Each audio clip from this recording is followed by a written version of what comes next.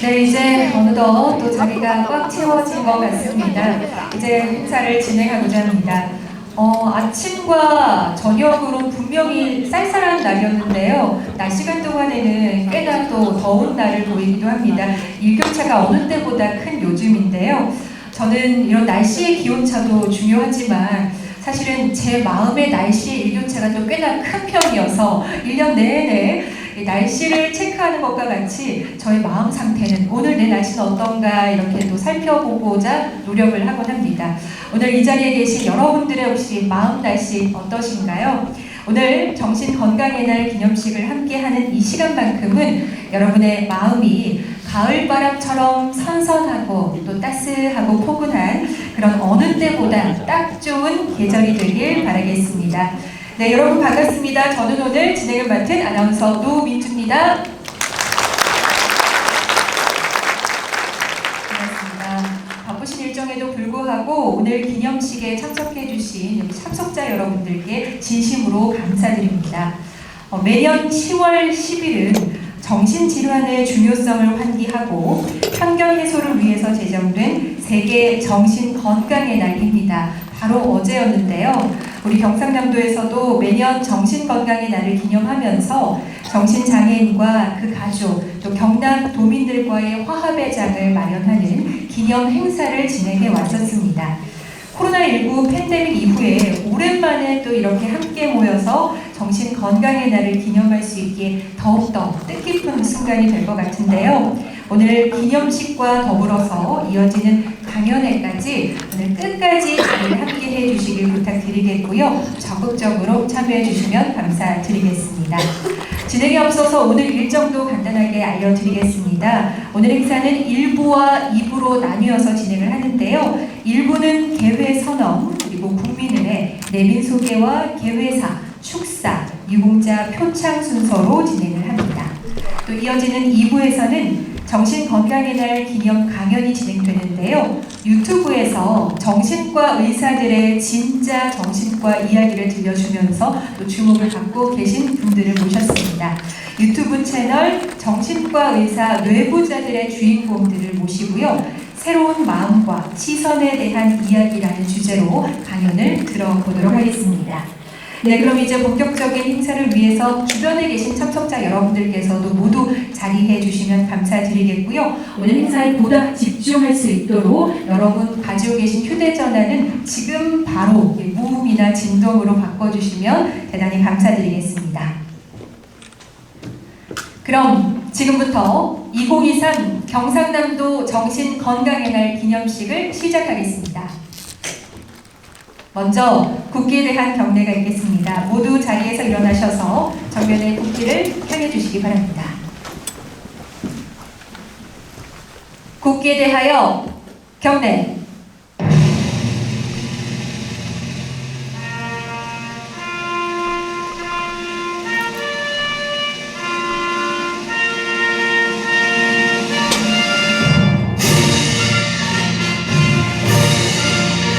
나는 자랑스러운 태극기 아래 자유롭고 정의로운 대한민국의 무궁한 영광을 위하여 충성을 다할 것을 굳게 다짐합니다.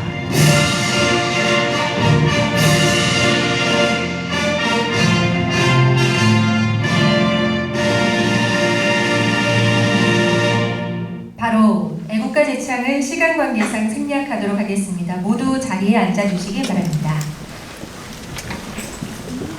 네, 다음으로는 오늘 뜻깊은 자리에 참석해주신 내빈 여러분들을 소개해드리겠습니다. 한 분 한 분 인사를 드릴 때마다 여러분 환영의 손뼉 힘차게 보내주시면 감사드리겠습니다. 먼저 정상학 경상남도의회 문화복지위원회 부위원장님을 소개해드립니다.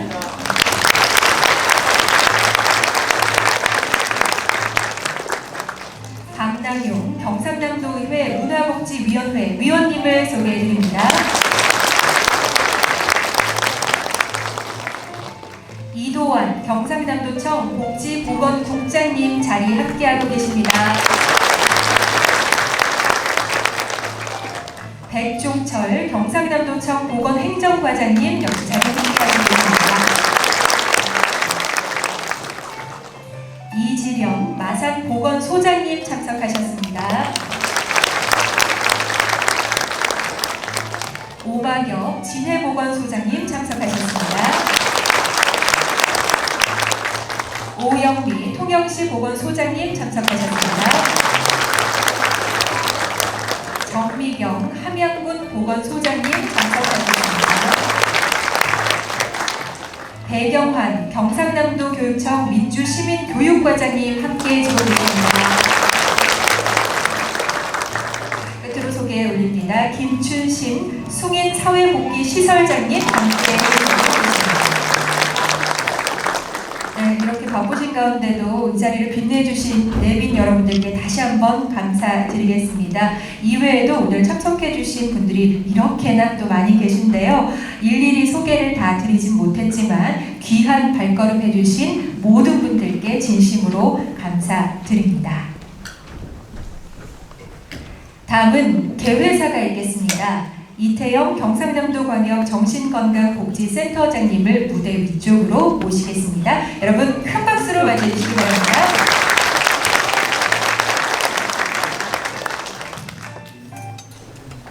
네, 안녕하십니까. 경상남도광역 정신보건복지센터 건강복지센터 이태영 센터장입니다. 코로나19 이후로 오랜만에 직접 만난 정신건강의 날을 기념하는 자리에 여러분을 초대하게 돼서 정말 반갑습니다. 특히 오늘 소중한 자리를 이렇게 마련하는데 물심양면으로 도움을 주신 정상학 문화복지위원회 부위원장님 박남용 위원님, 이도환 경상남도 복지보건국장님과 백종철 보건행정과장님을 비롯해 도민의 정신건강증진과 발전에 힘써주시는 유관기관의 관계자분들도 깊은 감사 인사를 드립니다. 매년 10월 10일은 세계정신건강연맹이 지정한 세계정신건강의 날이며 우리나라도 2017년 정신건강복지법을 전면 개정해서 이것이 법정 기념일이 되었습니다. 오늘 이 자리는 정신건강의 중요성과 인식 제고, 남다른 헌신과 노력으로 정신건강 발전에 앞장서신 정신건강 유공자들을 표창하기 위해서 마련되었습니다. 최근 이상등기 범죄 발생에 대한 연이어 데스크 보도로 국민들의 불안감이 높아지고 있는 현실입니다. 우울, 불안, 불면 등 정신건강 문제는 누구에게나 언제든지 찾아올 수 있으나 신체 건강에 비해서 정신건강 서비스에 대한 투자는 많이 부족한 실정으로 지역사회 정신건강복지센터의 중요성과 역할이 더욱 강조되고 있습니다.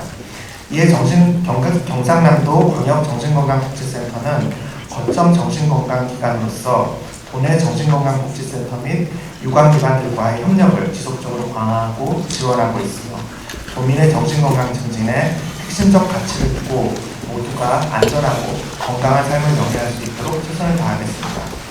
다시 한번 이 자리에 함께해 주신 많은 여러분들께 감사 인사를 드립니다. 네, 감사합니다. 네, 감사드리겠습니다.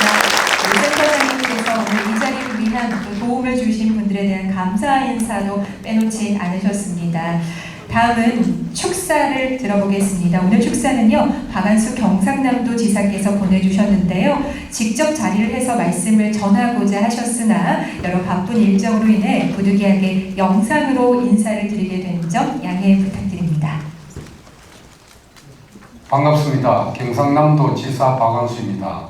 정신건강의 날 기념식을 위해 귀중한 시간을 내주신 모든 분들께 감사드립니다. 정신건강 증진에 힘써주고 계신 관계자 여러분들께 감사드리면서 수상하신 분들께는 특별한 축하의 말씀을 드립니다. 개인은 물론 우리 사회가 건강하기 위해서는 정신건강에 대한 더 각별한 관심이 필요한 때입니다. 마음이 아프면 몸이 아플 때처럼 적절한 치료와 관리가 이루어져야 합니다. 이에 대해 우리 사회가 편견을 가진다면 정신건강 회복은 더 어려울 수밖에 없습니다. 정신건강 증진과 사회적 인식 개선을 위해서 우리 경남도가 여러분과 함께 노력하겠습니다. 오늘 자리해 주신 모든 분들의 건강과 행복을 기원합니다. 고맙습니다. 네, 영상님을 모두 박수 한번 부탁드리겠습니다. 우리 경남 국민들의 정신건강 분의 관심과 애정을 느낄 수 있는 또 응원의 말씀을 해주셨는데요. 고맙습니다, 도지사님. 다음은 경상남도 정신 건강을 위해 노력하신 분들에 대한 감사의 마음을 전하는 유공자 표창 수여가 있겠습니다. 경상남 도지사상 시상입니다. 먼저 기관 부문 시상이 있겠습니다. 오늘 시상에는 이도환 경상남도 복지보건국장님께서 수고를 해주시겠습니다. 유공자 표창을 수여받으실 진해보건소, 함양군 보건소 두 기관의 수상자분들은 단상 위로 올라와 주시기 바랍니다. 진해보건소 표창장은 오마경 진해보건소장님이 대표로 수상을 하시겠습니다.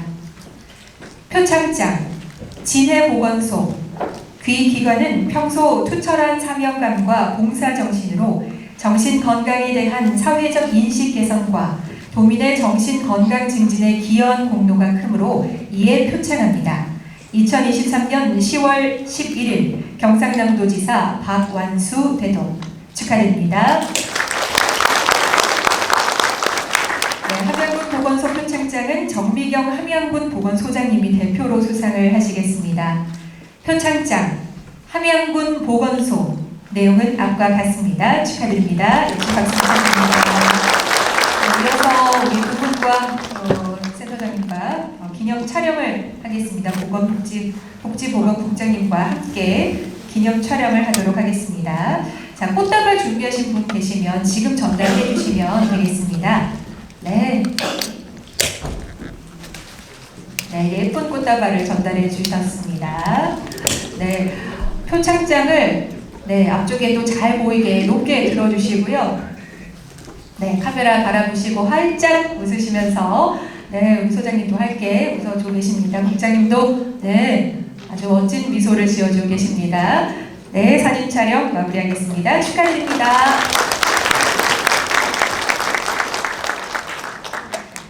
다음은 공무원 부문 시상이 있겠습니다. 시상에는 계속해서 이도환 국장님께서 수상해 주시겠습니다. 수상자는 함양군 김지인, 통영시 신승민, 창원시 장영주, 함안군 백지원 모두 단상 위쪽으로 올라와 주셨습니다. 표창장 함양군 김지인 귀하는 평소 투철한 사명감과 봉사정신으로 정신건강에 대한 사회적 인식 개선과 도민의 정신건강 증진에 기여한 공로가 크므로 이에 표창합니다. 2023년 10월 11일 경상남도지사 박원수 대동 축하드립니다.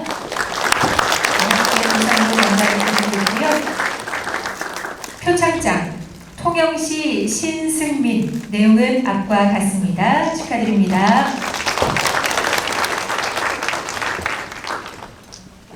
표창장 창원시 장영주 내용은 앞과 같습니다. 축하드립니다. 표창장 함안군 백지원 내용은 앞과 같습니다. 축하드립니다.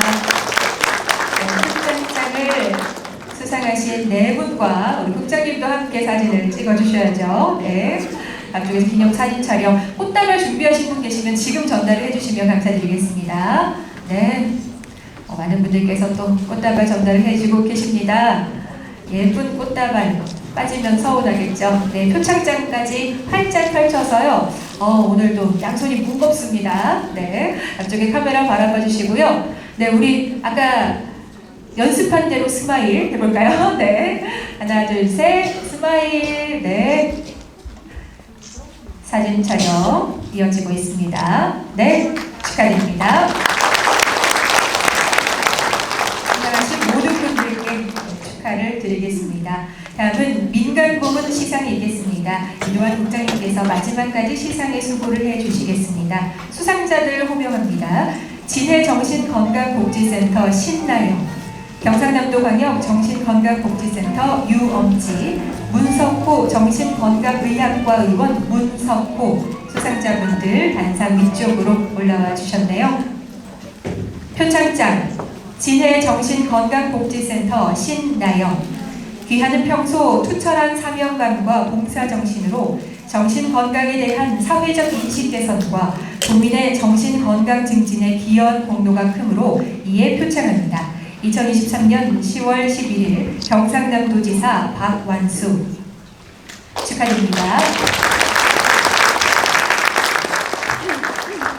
표창장 경상남도 광역정신건강복지센터 유엄지. 내용은 앞과 같습니다. 축하드립니다.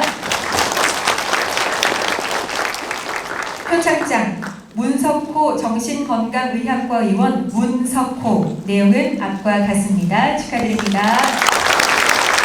네, 역시 꽃다발 준비하신 분 지금 전달을 부탁드리겠습니다. 기념 사진 촬영 이어가겠습니다. 네.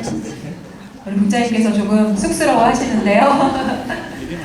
네, 그래도 네, 시상자와 수상자가 함께 또 정다운 모습으로 네, 밝은 미소 다시 한번 지어주시고요. 앞쪽에 카메라 바라봐 주시고, 네, 오늘 기자단들이 많이 와 있네요. 앞쪽에 카메라 어느 곳을 바라봐야 할지.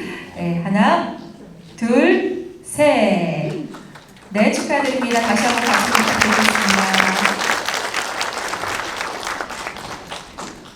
네, 국장님 수고를 해주셨습니다. 다음으로 도내 정신건강사업 수행에 있어 남다른 성과로 우수기관에 대한 경상남도광역 정신건강복지센터장상 시상이 있겠습니다. 이번 시상에는 이태영 경상남도광역 정신건강복지센터장님께서 직접 수고를 해주시겠습니다. 기관을 대표하는 수상자분들 단상 위쪽으로 올라와 주시기 바랍니다. 양산시 정신건강복지센터, 통영시 정신건강복지센터, 진해 정신건강복지센터. 오늘 수상 기관에는 상패와 함께 부상이 수여됩니다. 양산시 정신건강복지센터는 이소연 팀장님이 대표로 수상하시겠습니다. 우수기관상 양산시 정신건강복지센터. 귀기관은 경남도민의 정신건강 증진을 위해 적극적인 정신건강사업을 수행함으로써 2023년 지역 정신건강 성과관리사업 우수기관으로 선정돼 이 상패를 수여합니다. 2023년 10월 11일 경상남도 광역정신건강복지센터장 이태영 축하드립니다. 박수 함께 주세요.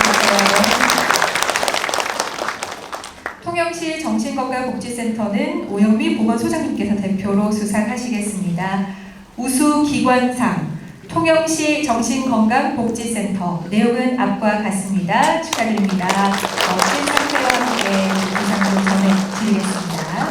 진해 정신건강복지센터는 전선홍 주무관께서 대표로 수상을 해주십니다. 우수기관상 진해 정신건강복지센터. 내용은 앞과 같습니다. 축하드립니다.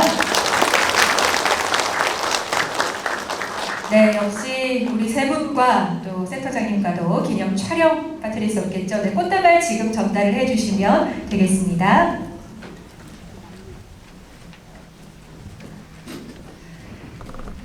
네, 우수 기관상을 또 오늘 수상하신 분들은요, 또 어깨가 또 무거우실 것 같습니다. 그만큼 올해 정말 또 수고를 많이 해주셨던 것 같고요. 준비가 다 되셨으면 앞쪽에 카메라를 바라봐 주시고요. 네, 너무 많아서 네, 지금 도와주고 계십니다. 네. 자, 앞쪽에 우리 상패도 잘 보여야 하고 받은 꽃다발도 또 하나하나 잘 챙겨야 하고 바쁘십니다. 네. 앞쪽에 카메라 바라보시고요. 사진 촬영. 네, 미소도 잃지 마시고요. 네. 하나, 둘, 셋. 네. 조금 더 가까이. 네. 평소에 친하시지 않으셨다 하더라도 오늘만큼은 또 다 함께 상을 받는 기쁜 날이니까 네, 축하드립니다. 고맙습니다. 자, 오늘 이렇게 표창과 수상에 영향이 아니신 모든 분들 다시 한번 진심으로 축하드립니다. 우리 지역사회가 여러분들의 노고 덕분에 더욱더 건강한 마음이 깃들게 될 것 같고요. 앞으로도 더 많은 수고를 부탁드리겠습니다. 이상으로 1부 기념식을 모두 마치겠습니다. 별도의 쉬는 시간 없이 지금 바로 2부 강연을 이어가도록 하겠습니다.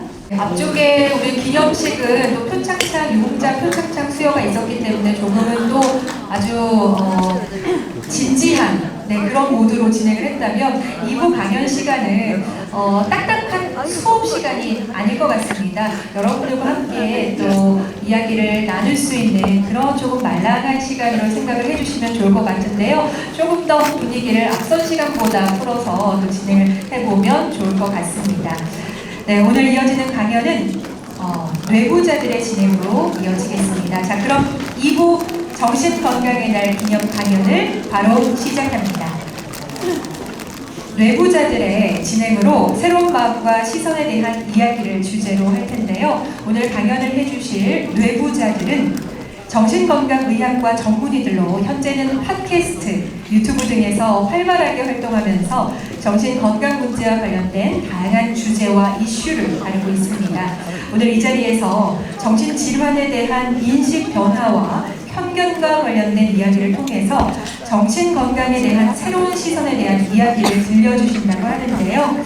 자, 많은 분들 오래 기다리셨습니다. 자, 그럼 드디어 모셔보도록 하겠습니다. 오늘의 강연자입니다. 뇌부자들을 여러분의 큰 박수로 맞이해 주시기 바랍니다.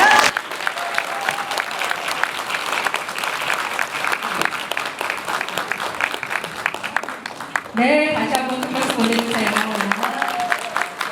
항상 또 이렇게 우리가 화면 속에 접하는 분들이 이렇게 실제로 가까이 뵙자 하니 정말 연예인 보는 것 같고요. 의사 선생님들이신데 너무나 그 인기가 많으시다고 합니다. 오늘 정신질환에 대한 새로운 이야기를 시야를 또 넓혀 주실 분들이실 텐데요.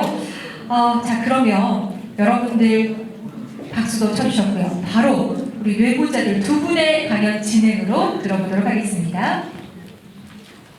네, 안녕하세요. 예, 사실 먼저 양해를 좀 드리고 싶은 게 저희가 생각보다 좀 긴장을 많이 했습니다. 예, 보통은 좀 편한 분위기로 와서 이렇게 좀 적당히 즐기고 가야겠다 이런 마인드로 오는 경우들이 많은데 저는 강연에 와서 국민의례를 처음 해봤거든요. 그래서 사뭇 좀 진지해지고 긴장이 되더라고요. 네, 저도 말해서 어떻게 얘기해야 되나 긴장을 좀 많이 하고 있었고, 그리고 저도 그렇지만 또 이제 우동 선생님 같은 경우에는 좀 복장을 캐주얼하게 입고 오는 편이거든요. 오늘 웬일로 재킷을 입었더라고요. 참 다행이다라는 생각을 하면서 네, 아래에서 좀 이렇게 있었습니다. 하여튼 이런 뜻깊은 자리에 불려줘서 너무너무 감사하고 영광이고요. 사실 많이 알고 있는 내용들이지만 같이 좀 나눠본다라는 생각으로 좀 들어보시면 너무 좋을 것 같습니다. 네, 본격적인 강연에 앞서서 이제 저희 소개 간단히 한 번 더 드리고 시작을 하겠습니다. 저희는 이제 사회자 선생님께서 소개해 주신 대로 정신건강의학과 전문의 총 3인으로 구성이 되어 있는 일종의 집단이고요. 그 중에서 오늘 저희 두 사람이 함께하게 되었습니다. 저는 정신건강의학과 전문의 오동훈입니다. 반갑습니다. 네, 저는 뇌부자들 같이 활동하고 있는 정신건강의학과 전문의 허경입니다. 반갑습니다.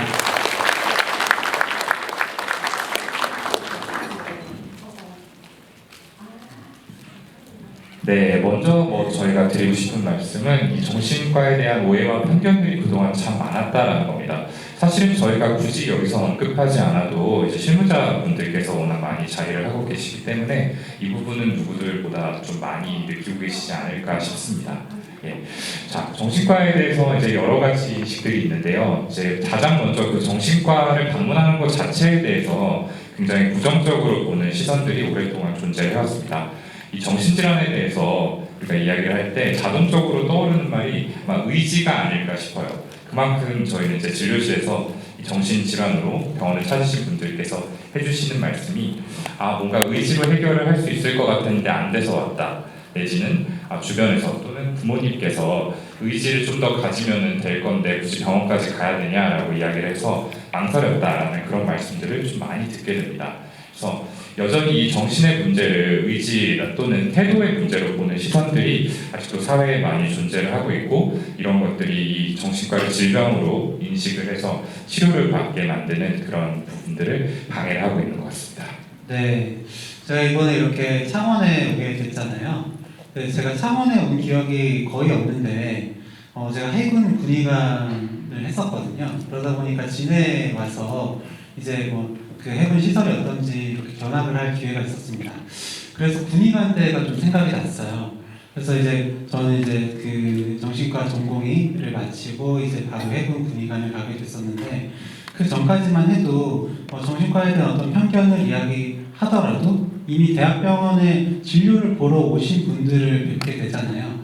그렇다 보니 한 번 이 문턱을 넘어서신 분들을 저는 봤던 거예요.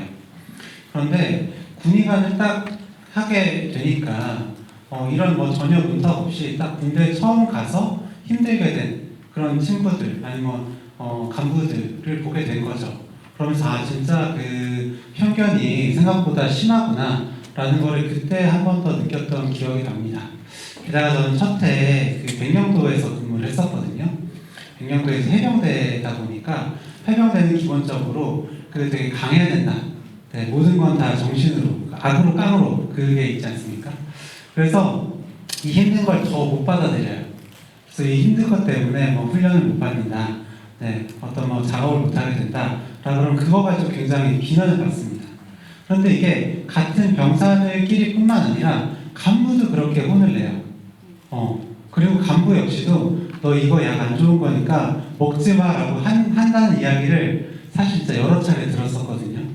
물론 이제 계속 이제 교육을 하면서 그런 이야기들이 점점 줄어들긴 했었지만 그때는 정말 편견이 정말 심하구나라는 생각을 했고 사실은 네, 요즘에도 그런 이야기들을 진료실에서 계속 듣고 있죠. 네, 맞습니다. 2020년도 통계인데요. 이 우울증의 유병률이 이제 우리나라의 총 36.8%였다라고 합니다. OECD 국가 중에서 1위였다라고 해요.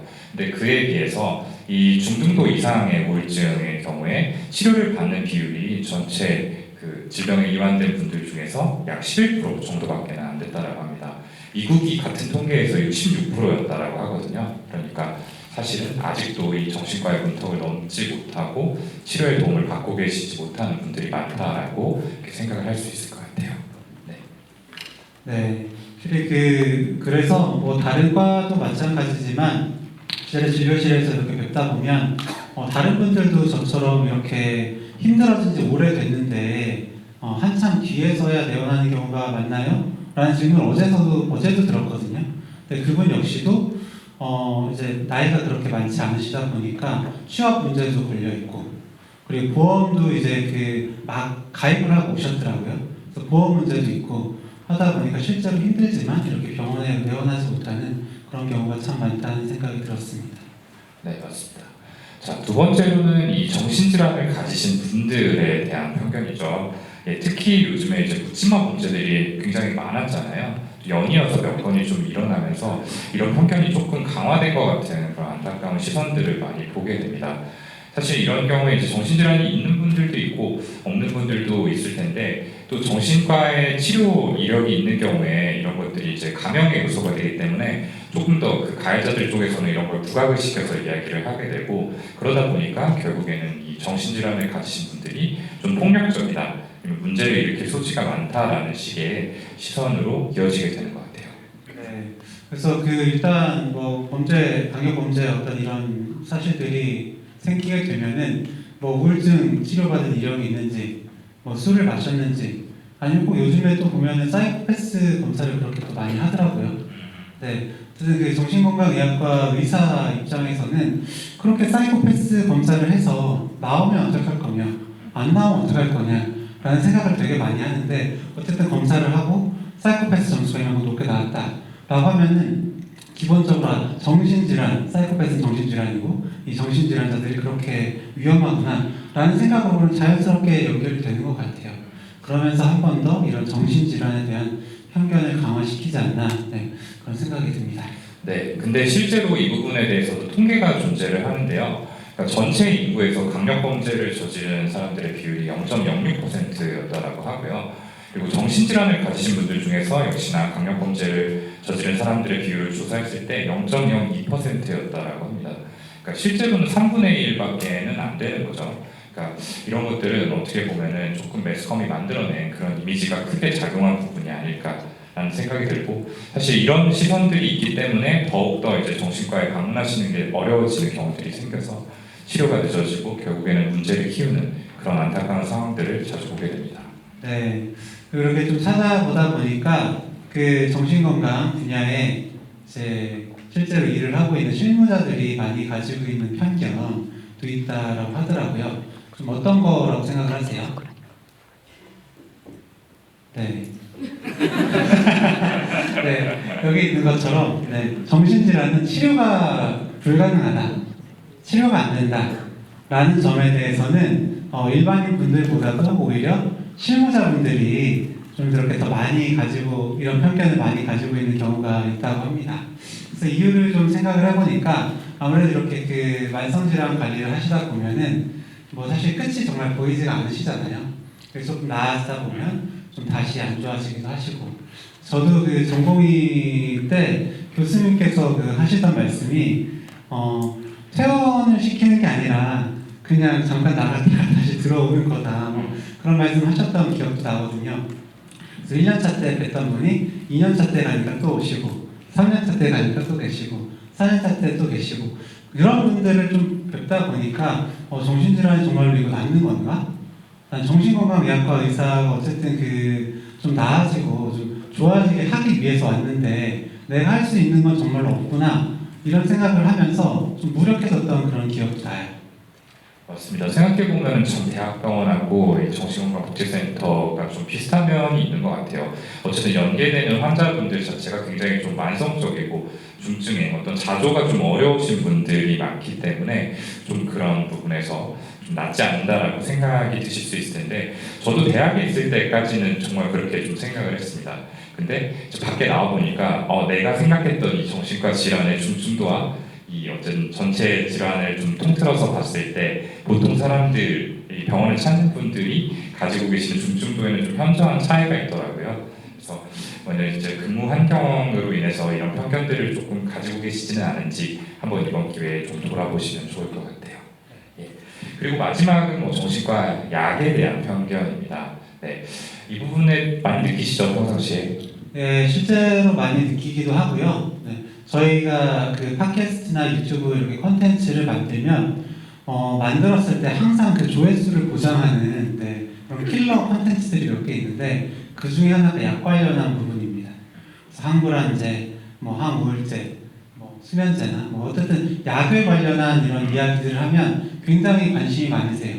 그거는 이제 뭐 진료를 받으면서 궁금하셔서 보시기도 하지만 어쨌든 정신과 약에 대한 그런 어떤 분노를 표현하기 위해서 들어오시고 댓글도 남기시고 하는 분들이 참 많은 것 같습니다. 그래서 저희가 그런 주제로 컨텐츠를 하기도 했는데, 정신과에 너네는 먹어보고 이런 얘기 하는 거냐? 라는 걸로 했었거든요. 근데 이제 저희 멤버들, 저도 그렇고 어쨌든 그 정신건강의학과에서 주로 쓰는 약들을 실제로 복용을 해보기도 했거든요. 그런데 그런 이야기들을 했음에도 불구하고 이렇게 공격을 하거나 내 주위에 누굴 봤더니 뭐 사람 이제 다시 병신 만들어놨더라, 라는 그런 근거들을 대면서 다시 한번 이게 편견이 정말 심하구나 라는 걸 봤던, 좀 지금도 계속 댓글이 달리고 있습니다. 네, 맞습니다. 이유를 생각해 보면은 아까 이제 처음에 말씀드렸던 그 의지라는 부분과 좀 연관이 되는 것 같아요. 그러니까 뭔가 이 멘탈이라는 거는 내가 내 의지로 다 잡아야 되고 내가 컨트롤권을 놓으면 안 된다는 건데, 뭔가 약에 의해서 치료를 받는다는 것 자체가 이 멘탈의 컨트롤권을 약에게 넘겨주는 것 같은 그런 느낌들을 많이 받으시는 것 같거든요. 그렇기 때문에 유독 조금 반감이 더 크시고, 뭐 작은 변화가 생겨도 이거 큰 문제가 되는 거 아닌가? 내가 이거 먹어도 되나? 라는 식의 조금 두려움으로 쉽게 이어지는 것 같아요. 맞습니다. 네. 그래서 그럴 때 저는 술이나 커피 드시는지를 여쭤봐요. 네, 그럼 대부분 다 술이나 커피 드시거든요.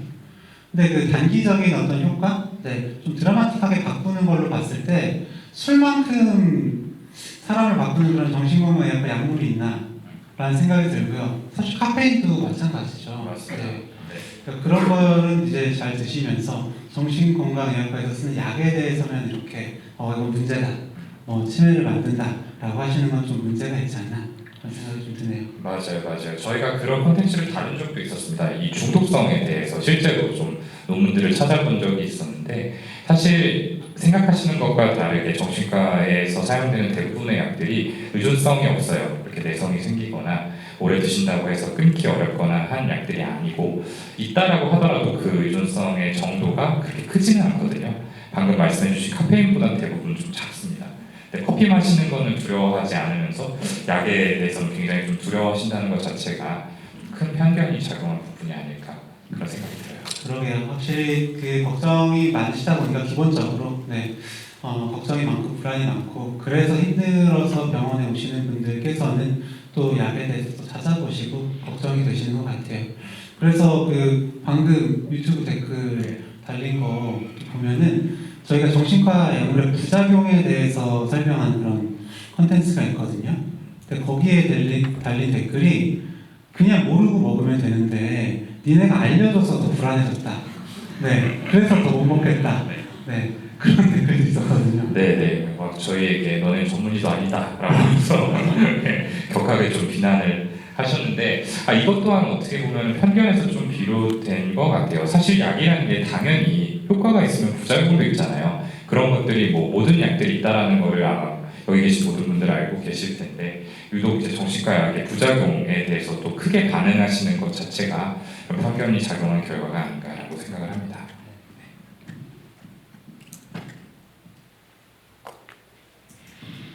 네.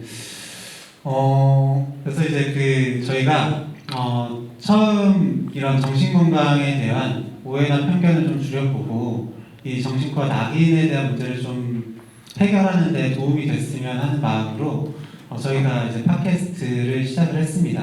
2017년도로 기억을 하는데요. 그때는 저희 그 정신건강의학과 동기들 저희가 총 졸업 동기가 10명이었죠? 예, 10명인데 그 중에 남자 동기가 7명, 네, 여자 동기가 3명 있었어요. 그래서 그 중에 남자 동기 6이서 이제 팟캐스트를 이렇게 시작을 했습니다. 그때 팟캐스트를 시작한 얘기를 조금 그냥 드려보자면은 그때도 그 얼굴을 보여주는 그런 플랫폼들이 있긴 했어요. 뭐 아프리카 방송이나. 네, 그때 유튜브도 있기는 했었을 겁니다. 네, 그렇게 이제 활성화가 되지 않은 그런 시기였는데 아무래도 그 이제 여기 오신 또 교수님이나 뭐 이제 선배 정신건강의학과 선생님도 계시겠지만 이 치료자는 굉장히 중립성을 지키고 이제 스스로를 좀 오픈하면 안 된다라는 게 있어서 저희도 이런 걸 좀 해도 되나? 라는 고민을 되게 많이 했었고요. 또 콘텐츠를 만들면서 실수하면 안 된다. 네, 잘못된 정보를 저희 역시도 드리면 안 된다라는 생각이 들어서 라이브라는 거는 확실히 좀 부담이 되고 얼굴을 보이는 것도 안 될 것 같고 그래서 이제 오디오 콘텐츠인데요. 팟캐스트는 그래서 녹음을 해서 할 수 있는 오디오 콘텐츠로 처음에는 시작을 했습니다. 그래서 뭐 하면서 사실은 잘 될 거라고는 전혀 예상을 못 했었어요. 그죠?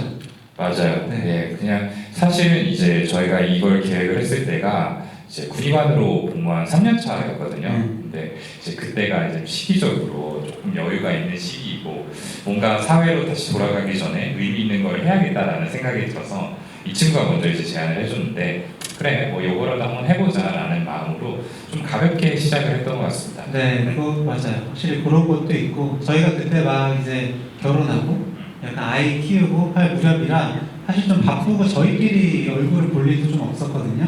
근데 방송 이제 뭐 회의한다, 아니 실제로 뭐 이렇게 모여서 녹음 한번 한다라는 빌미를 또 얼굴 보면 좋을 것 같아서 네, 시작을 한 것도 있었습니다.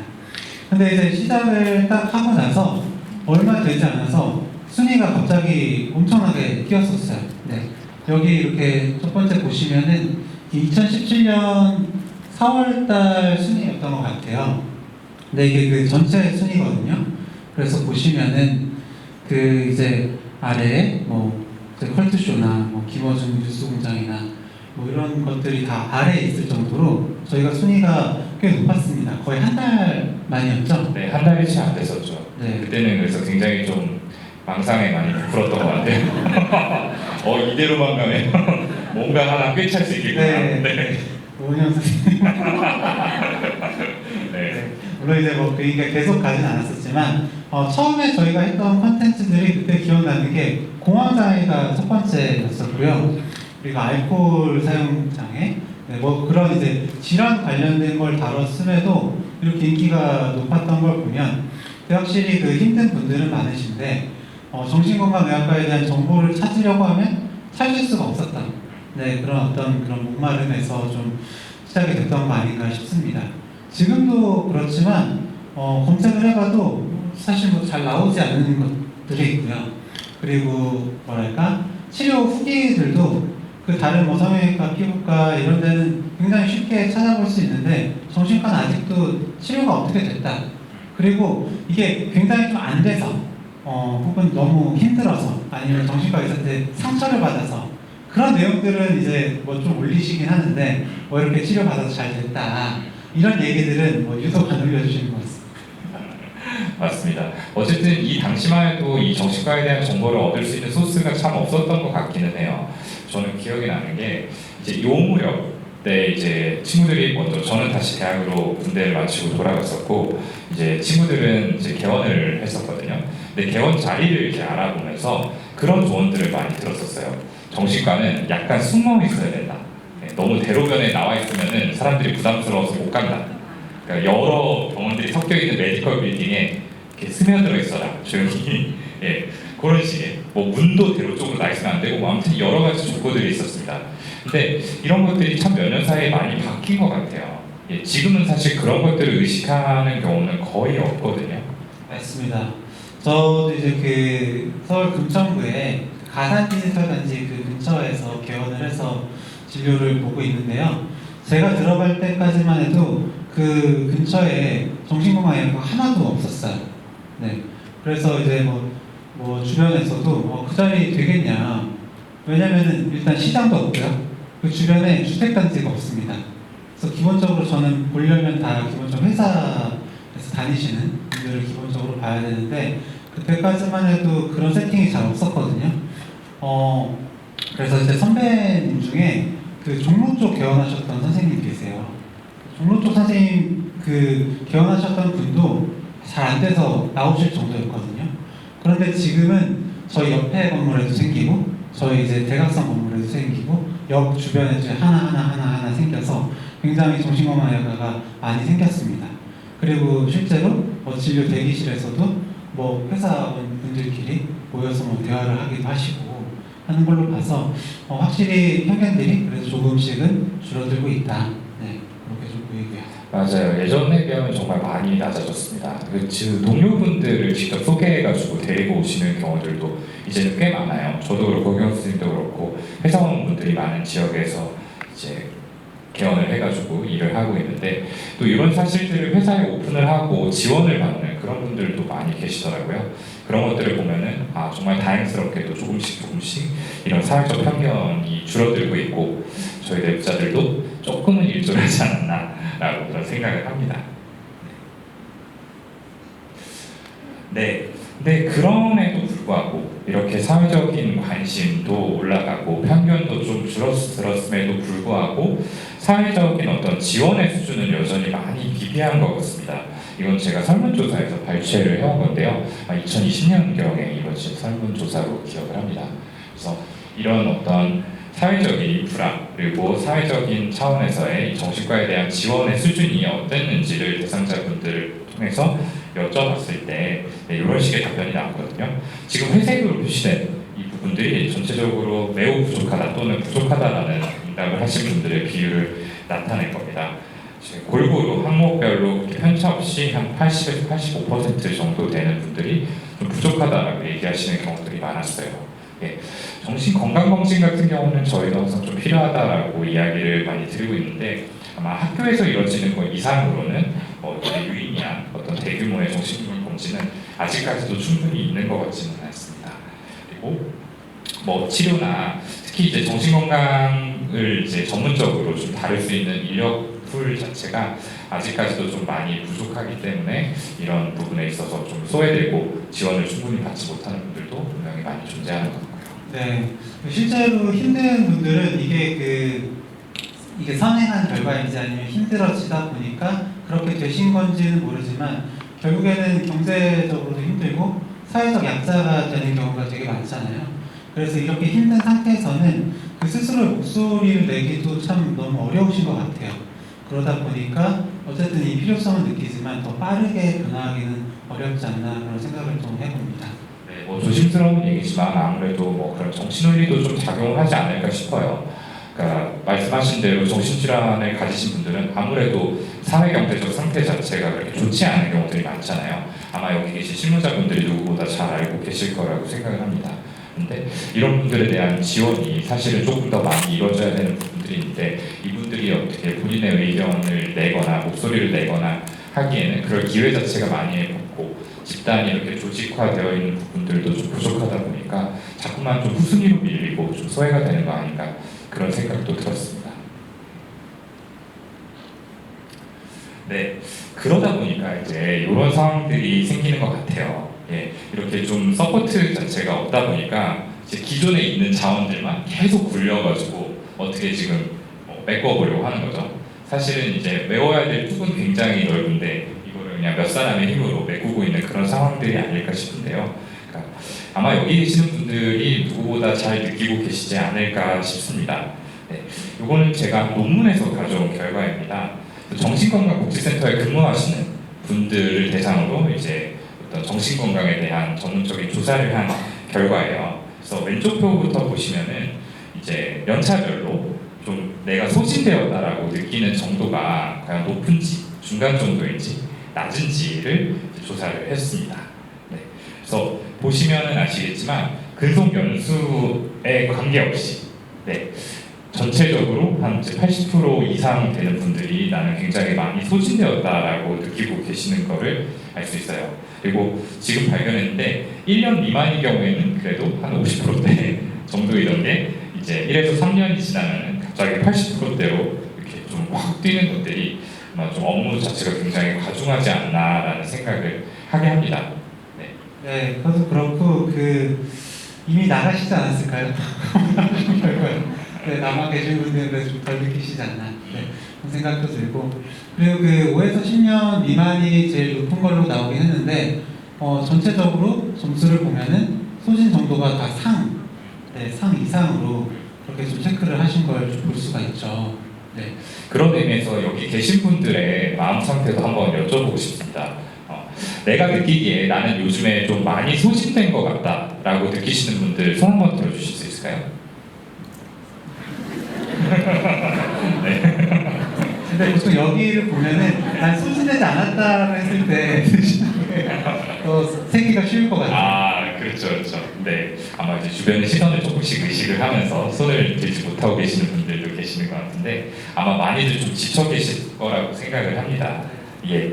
그리고 이제 오른쪽 표는 이 정신건강센터에서 근무하시는 이제 전문 종사자분들께서 어떤 부분에서 좀 스트레스를 많이 느끼는지를 조사를 한 겁니다. 이 중에서 좀 제일 다수를 차지하는 거는 아무래도 이제 예기치 않게 발생하는 환자의 안전사고에 대한 두려움인 것 같아요. 네, 아무래도 이제 좀 만성질환자분들 그리고 리스크가 크신 분들을 전문적으로 관리를 하시다 보니까 이런 이제 예상치 못한 어떤 좀 안타까운 그런 결과들을 좀 받아들이게 되는 그런 결과가 많이 있지 않을까 싶네요. 맞습니다. 그리고 확실히 행정적인 부분에서도 좀 스트레스를 많이 받으실 수밖에 없을 것 같아요. 이건 사실 또 하라고 하면은 거부하기가 어렵잖아요. 그리고 실제로 번아웃 관련된 어떤 연구들을 봤을 때도 위에 관리자보다도 이 아래서 일하는 실무자의 번아웃 정도가 더 높은 결과가 나왔는데 사실 생각을 해보면 관리자가 뭐 위랑 아래랑 이 중간에 끼어서 되게 힘들 것도 같은데 왜 그런 결과가 나왔냐라고 보면은 실무자의 경우에 이 통제할 수 있는 것들이 없기 때문에 이 통제력의 상실에서 오는 그 스트레스가 그렇게 번아웃을 유발한다라는 연구 결과가 있거든요. 이런 상황이 좀 대표적으로 번아웃을 그래서 상급 기관에서 이렇게 해라고 하는 게 다르게 하고 싶어도 할 수 없는 그런 상황에서 이렇게 좀 많이 스트레스를 받으시는 것 같습니다. 그리고 또 폭언, 포객 이런 실제로 폭력적인 그런 부분에서 노출되는 그런 이야기들도 실제로 진료실에서 많이 듣는데요.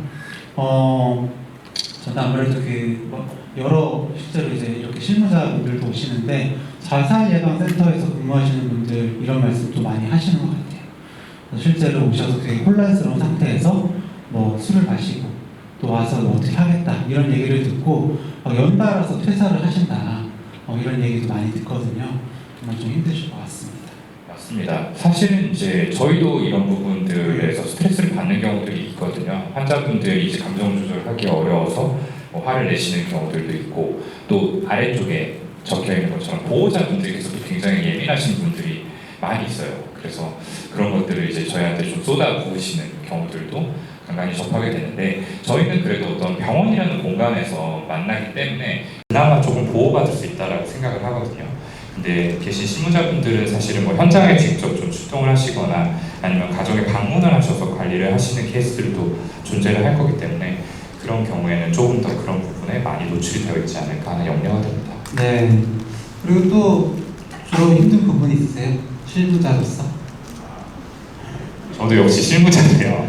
저는 아무래도 이제 첫 번째, 그 안전사고에 대한 두려움이 굉장히 좀 큰 것 같아요. 저는 사실 이제 그러니까 전문의가 되기 전까지는 이제 환자분께서 직접적으로 자살을 하는 케이스를 겪지는 못했거든요. 근데 개원을 하고 나서는 한 3케이스 정도가 있었습니다. 근데 이게 생각보다 굉장히 좀 멘탈에 데미지를 많이 주더라고요. 특히 이제 마지막으로 이제 사고가 있었던 건, 저 같은 경우는 이제 소아정신과 의사라서 아이들을 보게 되는데, 이제 중학교 1학년 학생이 저랑 한 1년 정도 치료를 하던 중에 투신을 해가지고 자살을 하게 되는 그런 일이 있었어요. 그래서 그때는 정말 조금 어떻게 해야 되지? 내가 뭘 잘못한 걸까?부터 시작을 해가지고 굉장히 여러 가지 마음이 들더라고요. 그래서 지금도 좀 마음의 짐으로 남아있는 것 같습니다. 네, 사실 저도 그런 부분이 힘들고, 여기서 보면 그 나아지지 않는 어떤 이용자의 증상, 호전되지 않는 이용자의 증상이 힘들다라고 하셨는데, 저도 그런 부분이 확실히 힘든 것 같아요. 그리고 이런 케이스는 또 너무 많다 보니까 좀 더 지치는 것 같습니다. 그나마 저도 이제 전공의 시절 끝나고 개원하고 이제 연차가 조금 쌓이면서 제가 할 수 없는 부분이 분명히 있구나라는 생각을 하면서 조금씩 받아들이고는 있는데, 아무래도 실무를 이제 처음 하시고 그렇게 오래 안 되신 열정 넘치시는 실무자분들이실수록 좀 이런 부분들이 더 힘드시지 않을까 생각이 들었고요. 그리고 저는 이제 개인적으로 물론 가장 힘든 건 이제 환자분들 잃었을 때지만, 두 번째로 힘들었던 거는 민원이었던 것 같아요. 네. 그래서 민원은 이게 자주 접할 수 있는 상황은 아니다 보니까 정말 어떻게 해야 되지? 좀 패닉이 왔었고, 그리고 이제 민원도 여러 군데에 넣으시더라고요. 여기도 넣으시고 저기도 넣으시고 해서 여기에 연락 왔는데 또 한 번 설명해야 돼, 또 한 번 설명해야 돼. 이게 진료보험성 중간중간 하다 보니까 그때 좀 너무 힘들어서, 저 이제 동기 형이랑 같이 개원을 해서 있는데, 그 형한테 상담을 좀 많이 하기도 했었고, 그리고 그분한테 전화가 왔다라고 하면은 어쨌든 전화를 받아야 되는데, 막 전화 통화를 하면서도 막 손이 떨려서 진짜 공황장애 거의 증상 겪었던 그런 기억이 좀 납니다. 아무래도 이제 공공기관에서 근무를 하시다 보면 훨씬 더 그런 것들에 많이 좀 노출이 되지 않을까라는 생각들도 드네요. 네. 자, 그래서 이제 저희가 좀 본격적으로 이야기를 드리고 싶은 부분들에 대해서 말씀드려볼까 합니다. 이런 이제 스트레스에 노출이 되어 계시는데 어떻게 하면 좀 마음을 지킬 수 있을까? 사실 스트레스 자체를 제거하는 게 1번이겠지만 그럴 수는 없잖아요. 네, 다들 퇴사를 또 한 번쯤 생각하셨겠지만 이 마음처럼 쉬운 건 아니니까, 지금의 상황에서 지금의 자리를 지키면서 어떤 좀 마음가짐을 가지면은 내가 좀 더 마음을 지킬 수 있을까라는 부분에 대해서 말씀드려보도록 하겠습니다. 네, 첫 번째는 이제 마음챙김이라는 요소입니다. 이 마음챙김 혹시 좀 들어보셨다 하시는 분들 계실까요? 네, 어떤 분들은 좀 계시고, 어떤 분들은 좀 처음 접하는 개념일 것 같습니다. 이 마음챙김을 말씀드리기에 앞서서 이제 자동 조종 상태라는 거에 대해서 먼저 말씀드려보려고 해요. 우리 마음은 사실 내가 어떤 의식적으로 주의를 기울이지 않으면은 나도 모르는 사이에 여러 가지 생각들을 하게 되거든요. 이런 상태를 자동 조종 상태라고 합니다. 아마 그런 경험들이 있으실 텐데요. 이렇게 쭉 뻗은 길을 이렇게 운전하다가 내가 뭔가 이렇게 생각을 하다 보면은 어느새 나도 모르는 사이에 내가 빠져야 될 길을 지나치거나 아니면 몇 킬로 이상을 가버린 그런 경험들을 하신 적 있으실 거예요. 이렇게 나는 분명히 지금 운전이라는 걸 하고 있고 앞에 보이는 이 풍경에 주시를 하고 있어야 되는데 머릿속으로는 전혀 다른 생각들을 하고 있었고 이거를 인지하지도 못하는 사이에 좀 흘려보낸 이런 상태를 이제 자동 조종 상태다라고 하는 거죠. 그래서 이렇게 자동 조종 상태에 우리가 놓여 있게 되다 보면은 우리의 마음은 필연적으로 과거나 미래에 가 있게 됩니다. 우리의 생각을 좀 빼앗아가는 것들은 과거에 일어난 사건이거나 아니면 미래에 찾아오지 않은 어떤 걱정인 경우들이 많기 때문이죠. 여기에는 이제 부정편향이라고 하는 어떤 개념이 작용을 합니다. 부정편향이라는 것은 우리 뇌 자체가 긍정적인 신호보다는 좀 부정적인 신호를 더 크고 강하게 받아들인다라는 그런 의미입니다. 네, 요거는 사실은 좀 진화적으로 생각을 해볼 수 있는데요. 우리 인류가 예전에는 굉장히 좀 위험한 상황에 노출이 되어 있었잖아요. 지금이야 이렇게 건물 안에서 따뜻하게 먹고 자고 할 수 있지만 예전에는 동굴 같은 데 살면서 습업 생활을 하지 않았습니까? 근데 이런 동물들이 뭐 우리의 사냥의 대상이 될 수 있지만 우리의 어떤 생존을 위협하는 그런 대상이기도 하잖아요. 이때는 뭔가 어떤 작은 소리, 뭐 발자국 소리라든지 울음소리라든지 이런 것들을 캐치를 하고 기민하게 반응을 해야만 우리가 생존을 할 수 있었습니다.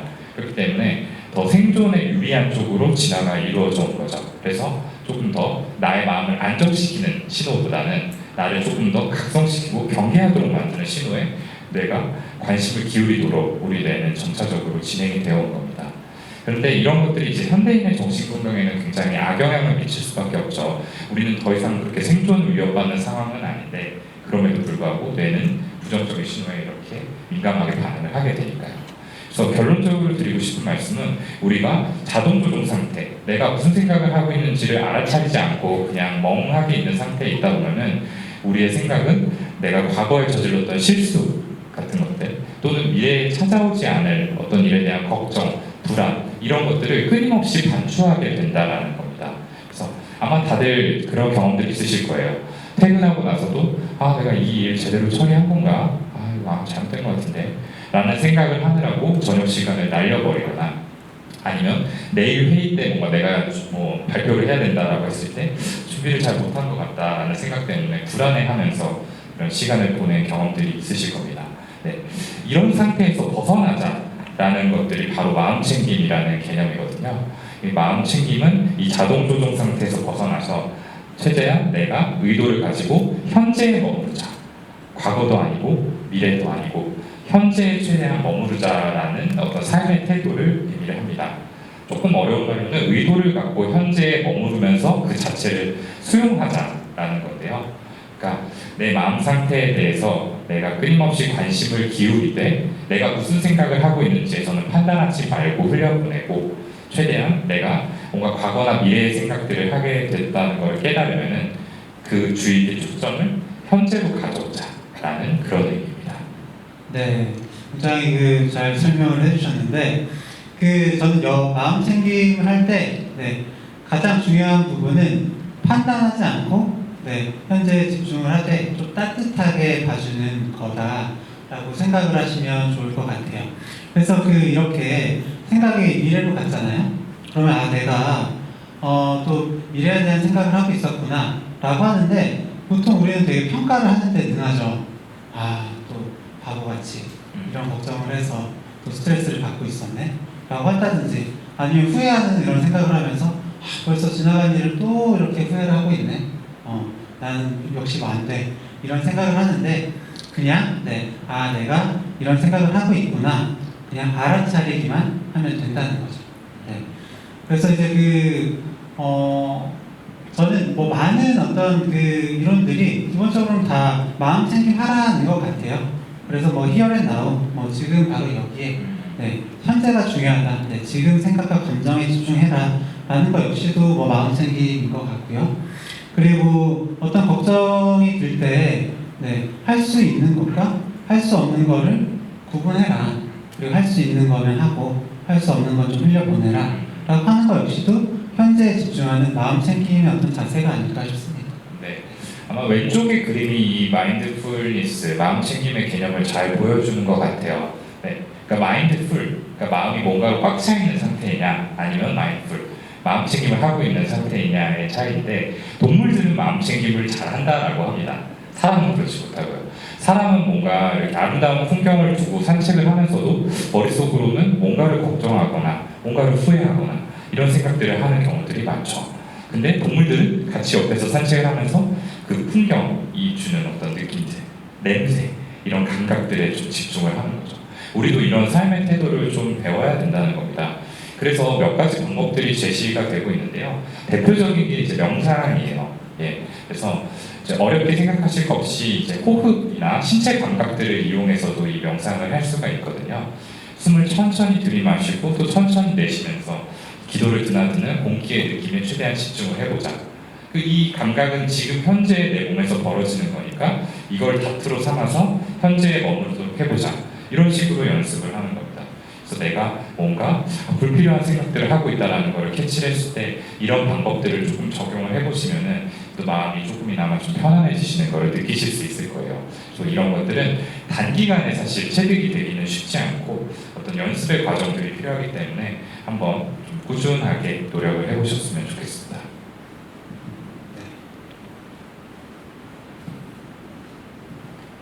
네, 다음은 그 앞머리를 스스로 깎고 있는 기안84님 모습인데, 이거를 그 넣은 거는 저는 이제 그 실무자분들이 하시다 보니까 여기 중이 제 머리 못 깎는다라는 짤을 검색하다가 제 머리를 깎고 있는 짤을 보게 됐어요. 여기는 참 보면은 그 오늘 이렇게 정신건강 관리하는 어떤 멘탈 관리하는 방법들을 아마 대부분 사실 잘 알고 계시죠. 네. 그리고 저도 이제 진료실에서 뭐 말씀을 드리는데 뭐 예를 들어서 이런 거에 마음 챙김이라든지 칭찬일기 많이 써보세요라고 하는데 저는 많이 쓰느냐? 라고 하면은 네. 안 쓰시죠? 네. 정말 안 쓰게 되거든요. 네. 운동도 마찬가지죠. 뭐 저도 지난 이제 밤에 누워서 뭐 그 이제 운동만 하고 이렇게 하면 열량 못 태울 수 있다라는 영상을 보고 그래 저렇게 하면 되지라고 하면서 이제 하지는 않았는데 실무자분들도 좀 그런 상황이지 않으실까 싶습니다. 기본적으로 알고는 계시지만 실행은 어렵고 실행은 안 되다 보니까 정신건강에 나는 이제 뭐 종사를 하고 있는데 내 멘탈 관리 이렇게 못해서 되나? 난 이것도 못하면서 어떤 이제 대상자분들을, 이용자분들을 관리한다고 할 수가 있나? 이런 생각들을 좀 많이 하시지 않을까 싶어서 이런 짤 넣어봤고요. 그래서 아시지만 실제로 좀 해보셨으면 좋겠다라는 거 좀 하나랑요. 그리고 보통은 중이 제 머리를 못 깎는데 기안84가 이렇게 머리를 깎을 수 있는 이유는 뭘까요? 네, 잘하려고 하지 않기 때문이겠죠. 네, 잘해야 된다는 생각이 있는 사람이면 절대로 이렇게 못할 거예요. 네, 지금만 봐도 정말 그냥 손질 가는 대로 대충대충 하고 있거든요. 그 어떤 멘탈 관리, 나의 멘탈을 관리하든 아니면 다른 사람들을 도와주든 결국에 좀 덜 지치고 좀 오래 가시려면 좀 대충대충 하려는 마음이 좀 필요하지 않나 싶습니다. 열심히 하고 잘하려는 마음 가지시는 게 잘못됐다고 생각을 하지는 않습니다만 이런 마음이 있어야 그래도 내 머리도 좀 스스로 깎고 좀 관리도 좀 하고 그리고 좀 힘이 빠져야 결국에는 뭐 칭찬 일기를 쓰든 명상을 하든 한 번씩 더 시작하기가 정말 좀 쉬운 것 같거든요. 각 잡고 제대로 해야지 라고 하면은 가족들이 없을 때 혼자만 조용한 공간에서 이런 게 확보가 돼야지만 나는 명상을 할 수 있어 라고 생각을 하기가 쉽고 그럼 실제로 하기가 너무 어렵잖아요. 근데 사실 이제 소음이 날 때 할 수 있는 소리를 내면서 할 수 있는 영상도 있고 사실 집중을 충분히 하지 않더라도 내가 이렇게 마음이 계속 다른 데로 흘러가는구나 라는 걸 알아차리는 것도 사실 명상의 어떤 훌륭한 어떤 연습 방법 중에 하나이기 때문에 조금 힘 빼고 하시면 좋겠다 라는 점에서 좀 넣어봤어요. 힘 빼는 거는 정말 중요한 것 같아요. 저희가 이제 방송 아까 2017년부터 시작을 했다고 말씀을 드렸는데 그 초창기 팟캐스트들은 모든 대본을 다 썼어요. 정말 토시 하나까지 안 빼놓고 다 썼거든요. 그래서 A4로 막 5장, 6장 이렇게 넘어가는 풀대본을 가지고 저희가 그 방송을 녹음을 했었습니다. 근데 지금은 진짜 차마 부끄러워서 못 들어요. 그걸 지나치게 좀 로봇 같거든요. 그때 보면은 농담까지도 계획된 대로 하다 보니까 굉장히 좀 자기적이고 뭔가 웃음소리도 좀 어색하고 그런 부분들이 있습니다. 그래서 이제 이런 것들이 저희가 연차가 조금 쌓이고 저희 긴장도도 좀 풀리고 하니까 아예 좀 느슨하게 준비를 해보자라는 쪽으로 바뀌어서 지금은 이제 유튜브를 저희가 주로 하고 있는데 유튜브는 거의 이렇게 대본 준비를 많이 하지 않고 대략적인 개요만 가지고서 합니다. 그때 좀 드리고 싶은 얘기들을 하게 되는 거죠. 근데 그렇게 하니까 조금 더 좋은 아웃풋이 나오는 경우들이 많더라고요. 그래서 힘 빼는 게 좀 중요하구나라는 걸 한 번 더 느꼈었고요. 또 여러분께 덧붙여서 하나 더 드리고 싶은 말씀이 한 70점 정도만 하자라는 마인드를 항상 좀 가지셨으면 좋겠다라는 생각을 합니다. 제가 이제 강연에 올 때마다 좀 자주 하는 생각인데 저는 사실 개인적으로 인정욕구가 되게 큰 사람이에요. 뭔가 사람들이 다 그렇게 저를 좋게 봤으면 좋겠고 잘한다고 해줬으면 좋겠고 이런 마음들이 있다 보니까 굉장히 좀 오기 전에 긴장도 많이 하고 준비도 다른 친구들에 비해서 더 많이 하는 편이었어요. 근데 어느 날 이제 제가 뭐 책에서 본 구절인데 제가 이런 강연이든 발표든 이런 것들을 한다라고 했을 때 내 마음속에서는 그게 100점 또는 빵점 이런 식으로 큰 스펙트럼을 가지는 것처럼 느껴지겠지만 실제로 다른 사람들이 보기에는 대충 한 60점에서 80점 정도를 오간다라는 그런 구절을 보게 됐거든요. 그러니까 생각만큼 내가 하는 것들에 대해서 다른 사람들은 크게 관심을 기울이지 않기 때문에 그렇게 세심하게 지켜보지 않을 거고 내가 아무리 좀 뭔가 저렇고 잘 못한다라고 해도 한 60점 정도는 될 거고 반대로 나 진짜 잘했다 너무 완벽했다 갑벽했다라고 느껴도 80점 정도밖에 안 된다라는 거예요. 그래서 그 얘기를 들으니까 좀 마음에 미안이 많이 되고 조금은 긴장을 내려놓게 되더라고요. 아마 이 일을 하시는 분들 중에서도 이런 어떤 완벽주의라든지 책임감 때문에 조금 부담을 느끼고 계시는 분들이 분명히 계실 거라고 생각을 합니다. 그분들께는 한 70점 정도만 해도 충분하다. 그 정도면 충분히 잘하는 거다라는 말씀을 드리고 싶어요.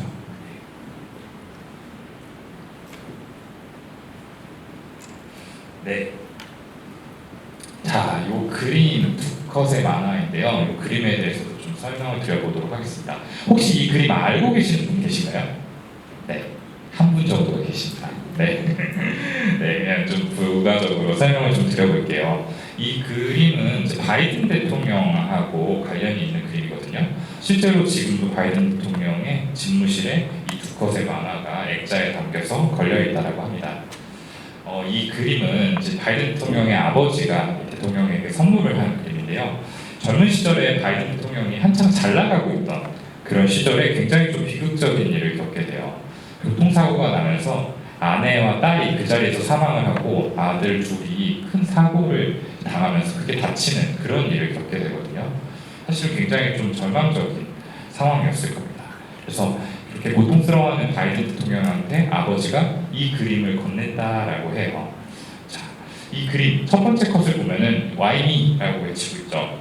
폭풍우를 만난 바이킹입니다. 폭풍우를 만나서 번개까지 맞아서 타고 있던 배가 침몰을 하게 돼요. 그래서 너무나 억울하고 속상한 마음에 하늘에게 외치죠.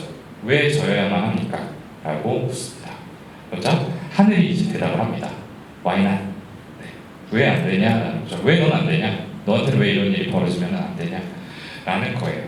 그래서 이 바이든 대통령의 아버지가 이 그림을 통해서 전하고 싶었던 거는 아마도 불행은 누구에게나 일어날 수 있다. 그러니까 거기에 매여있지 말고 일어나라 라는 그런 의미였을 것 같습니다. 근데 이런 부분들을 참 저도 진료실에서 많이 느끼게 됩니다. 이 사람들이 이제 과거의 상처를 좀 힘들어하시는 분들이 굉장히 많아요. 그리고 그런 부분들을 이제 저희가 많이 좀 들어드리고 공감도 해드리고 이런 것들이 이제 저의 역할인데 이제 그런 과정이 어느 정도 지나가고 나면은 두 부류로 나눠집니다. 내가 나한테 왜 이런 일이 생겼을까에 계속해서 좀 매여 계시는 분들이 계시고요. 그러면 어떻게 해서 여기서 좀 벗어날 수 있을까를 고민하시면서 앞으로 나아가시려는 분들이 계세요. 사실 왜 나한테 이런 일이 생겼냐에 계속 좀 그쳐있다 보면은 누군가한테 책임을 묻거나 아니면 주변에 탓을 하거나 이런 식으로 생각이 계속 돌 수밖에 없죠. 그러면 과거에서 사실 벗어나기가 어려워져요. 근데 이걸 이제 딛고 일어나서 나한테도 이런 일이 일어날 수 있구나. 이건 누구에게나 있을 수 있는 일이구나라는 것을 받아들이고 내가 어떻게 하면 그러면 다시 앞으로 나갈 수 있을까를 고민을 하셔야 됩니다. 이런 시각으로 보아야지만 어떤 사람들의 위로 같은 것들을 받아들일 수가 있고 나를 스스로 다독여서 내가 다시 한번 앞으로 나아갈 수 있게 되는 거죠. 네. 참 어떤 문제가 생겼을 때 뭐 다른 나라도 그런지 모르겠지만 우리나라에서는 진짜 그 잘잘못을 따지기를 좋아하는 것 같아요. 네. 누구의 잘못으로 이렇게 됐느냐라는 거죠. 네. 그래서 그 뭐 부부 상담이나 커플 상담 할 때도 그런 걸 참 많이 느끼는데 이제 어떤 두 사이에 힘들어지잖아요. 그러면 꼭 하나 누구 잘못을 찾으려고 해요. 네, 그래서 네 잘못이다, 네 잘못이다 하면서 싸우다 보니까 이게 문제가 생기는데 사실 뭐 살면서 많이 느끼셨겠지만 뭐 누구의 잘못이 아닌데도 힘들어지는 경우는 많잖아요. 네, 뭐 어떤 게 있을까요? 뭐 예를 들어서 뭐 한 사람은 추위를 잘 타고 한 사람은 더위를 잘 타요. 네. 그런데 사실 두 사람이 다 만족스러운 그 온도는 찾기가 힘들기 때문에 결국에 한 사람은 춥거나 한 사람은 더워서 힘들 수밖에 없는데 그게 뭐 누구의 잘못으로 생긴 것도 아니고 잘잘못을 따지다 보면은 문제의 본질에서 정말 멀어지게 되는데 조금 뭐 다른 얘기일 수도 있지만 결국에 내가 힘들면 안 되는데 뭘로 인해서 이렇게 힘들게 됐을까라는 걸 계속해서 찾으시다 보면은 더더욱 뭔가 빠져나올 이 힘은 동력은 잃게 되시지 않나 라는 생각이 들어서 좀 말씀을 드려봤습니다. 네, 사실은 그렇게 원인을 찾는다고 해도 바꿀 수 없는 경우들이 많거든요. 이미 지나가 버린 것들을 우리가 시간을 되짚어 올라가서 없는 일로 만들 수는 없는 거잖아요. 사실 그래서 한번 벌어진 일들에 대해서는 이런 일이 나에게 생겼구나 라고 받아들이고 어떻게 하면은 내가 이거를 딛고 일어날 수 있을까, 해결할 수 있을까에 대해서 고민을 하셔야 됩니다. 예. 여러분 그 더글로리 보셨죠? 드라마 다들 여기서 보신 분들 많이 계실 거라고 생각하는데 제가 더글로리에서 제일 좋아하는 대사가 그 연진이 엄마의 대사예요. 네. 그 연진이가 이제 사건을 일으키고 나서 엄마가 이제 연진이를 다독이면서 얘기했죠. 해결책은 뒤에 없어, 앞에 있지. 그러니까 이미 지나간 일은 지나간 일대로 받아들이고 이제 요거를 어떻게 내가 다룰 것인가에 집중을 하자라는 겁니다. 네, 그래서 이 부분도 기억을 해주시면 좋을 것 같아요. 네. 이거 혹시 그 누군지 아세요? 네, 맞습니다. 여기 작게 써 있는데 쇼펜하우어죠. 네. 그 앞에 이제 그 슬라이드랑 좀 연결되는 내용일 수도 있는데 요즘 그 베스트셀러가 뭐가 있나 보시면 쇼펜하우어 관련된 책들이 여러 권 있어요. 네.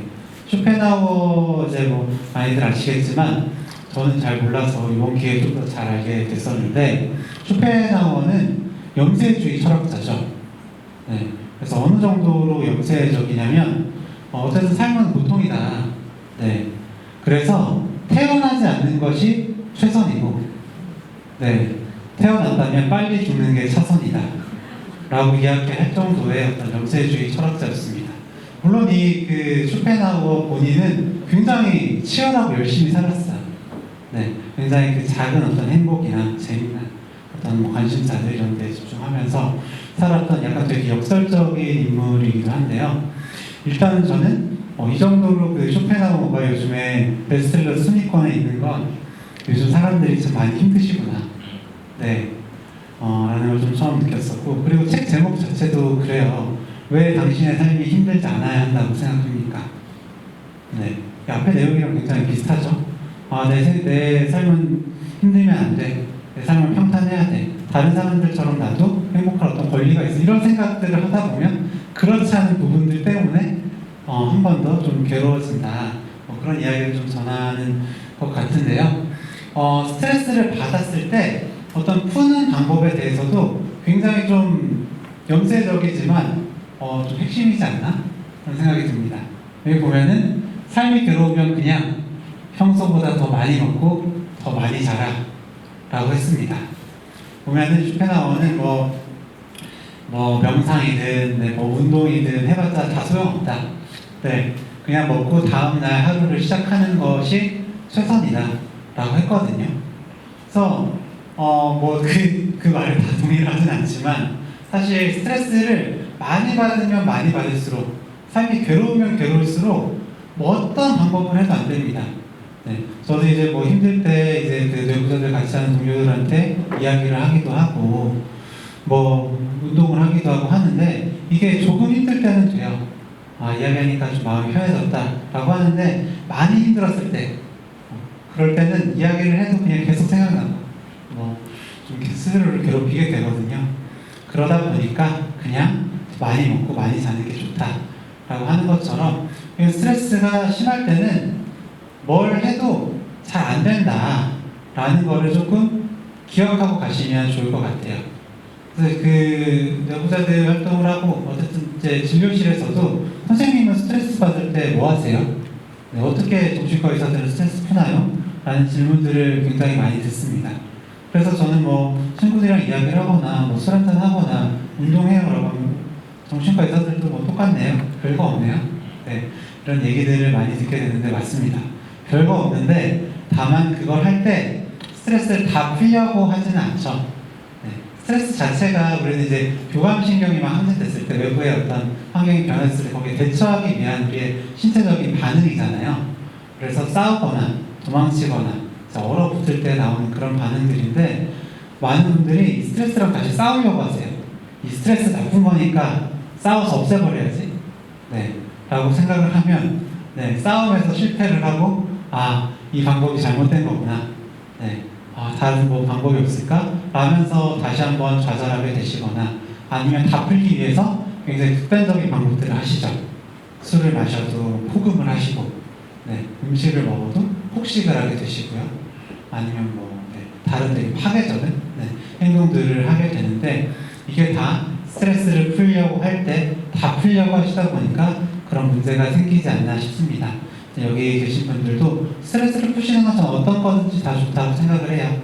다만 다 풀려고 하지 마시고 어느 정도는 좀 남겨두시면 좋을 것 같습니다. 네, 좋습니다. 그 쇼펜하우어의 철학이 사실은 굉장히 좀 염세적이고 아까 말한 것처럼 본인의 삶과는 좀 이율배반적인 부분들이 있기는 하지만 사실은 참 위로가 되는 부분들이 있는 것 같아요. 저는 진료실에서 많이들 말씀을 드리거든요. 특히 왜 이렇게 나만 힘든 것 같고 뭔가 나만 이렇게 일이 안 풀리는 것 같고 이런 식의 얘기들을 하실 때 사실은 저기 길 가는 사람들도 그냥 멀쩡하게 살고 있는 것 같아 보일 뿐이지 다들 힘들다, 다들 스트레스 받고 있고 다들 고통 속에서 산다. 삶이란 게 원래 그렇고 행복하다라고 느끼는 순간들은 원래 좀 잠깐씩 간간히만 찾아오는 거다라고 말씀을 드려요. 어떻게 보면 굉장히 좀 삶에 대해서 부정적인 그런 관점을 갖게 될 수 있는 이야기인데 환자분들께서 이 이야기에 굉장히 위로를 많이들 받으시더라고요. 나만 이렇게 힘든 거는 아니었구나. 그래, 뭐 다 그렇지 뭐. 그냥 이렇게 사는 거지. 라는 식으로 좀 받아들이게 만드는 그런 측면들이 있는 것 같습니다. 그래서 물론 우리가 어떤 고민이 있을 때 치열하게 그런 생각들을 해가지고 해결을 해야 될 필요도 있지만 아까 말씀해 주신 것처럼 너무 스트레스가 심할 때는 사실 머리도 안 돌아가잖아요. 그리고 뭔가 이런 생산적이고 좋은 결론이 안 날 때가 많거든요. 그러니까 스트레스랑 맞서 싸우기보다는 잠깐 도피하는 쪽을 택하셔서 한숨 자고 일어나서 생각하시는 것도 좋을 것 같아요.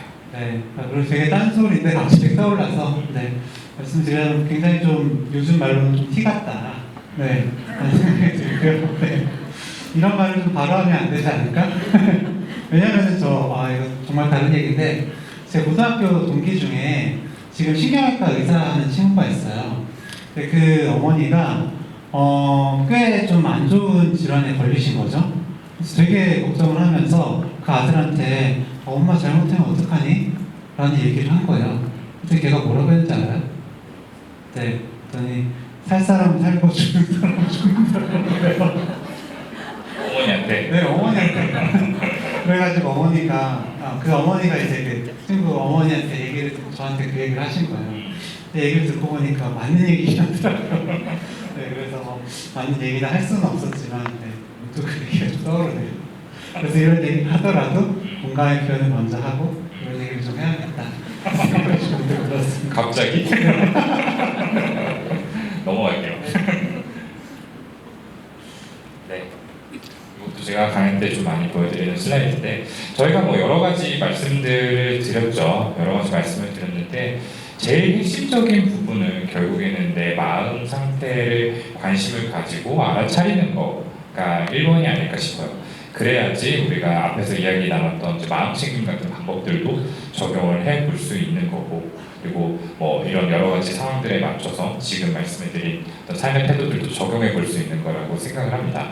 그래서 내 마음의 관심을 어떻게 하면 가질 수 있을까에 대해서 이걸 저도 좀 고민을 했어요. 그래서 이걸 어떻게 하면 좀 여러분께 전달을 해드릴 수 있을까 하다가 뭐 좋은 생각이 떠오르지 않을 때는 어쨌든 검색이 최고잖아요. 그래서 구글에 이걸 좀 검색을 해봤습니다.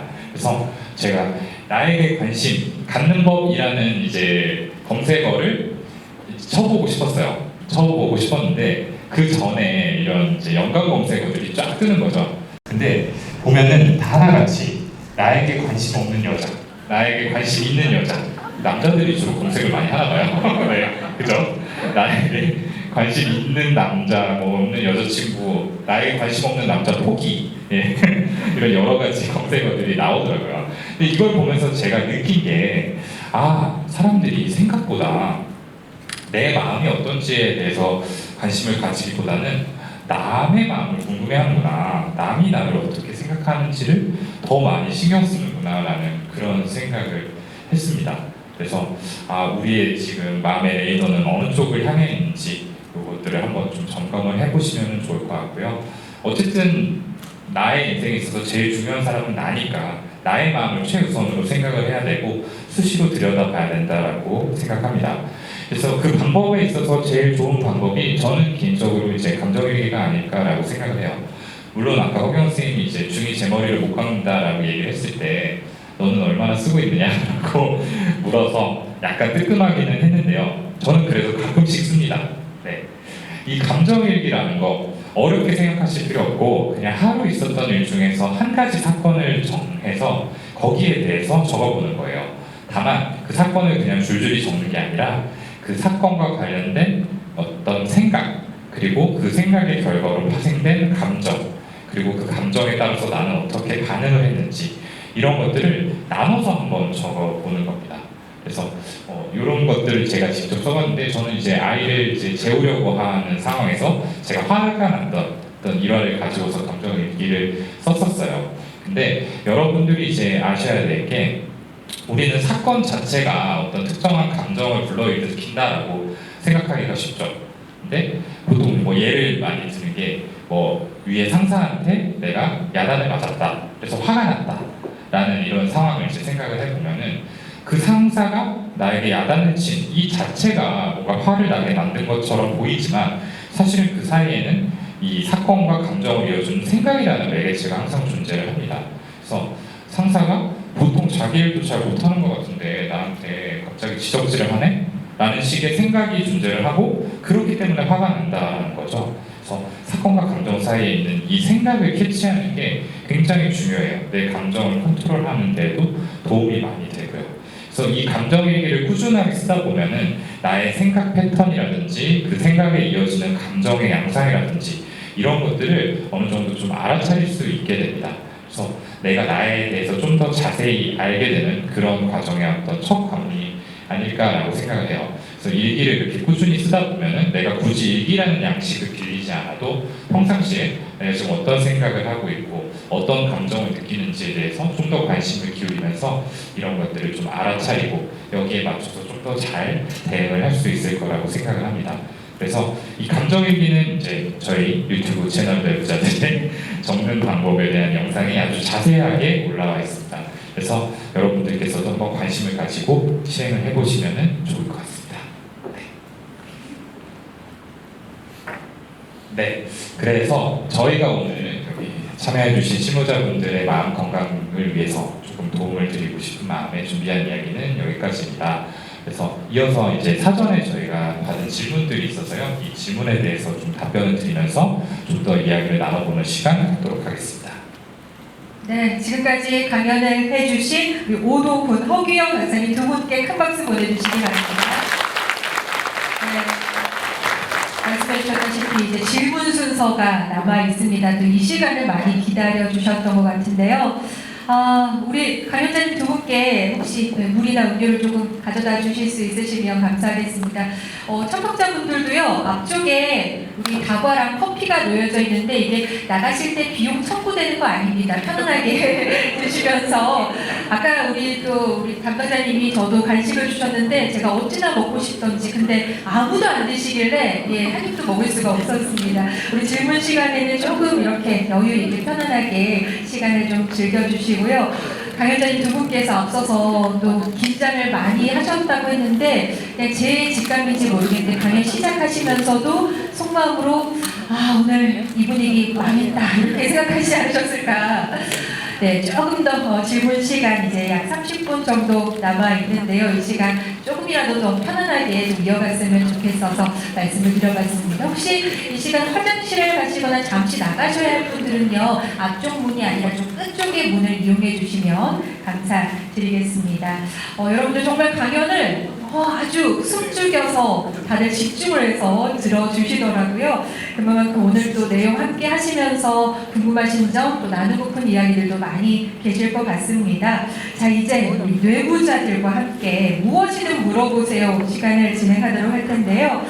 사전에 저희가 미리 질문을 받았습니다. 아주 뜨거운 성원과 또 관심을 보내주셨습니다. 질문들이 어마어마하게 쏟아져서 또 출연하느라 저희가 또 애를 먹었는데요.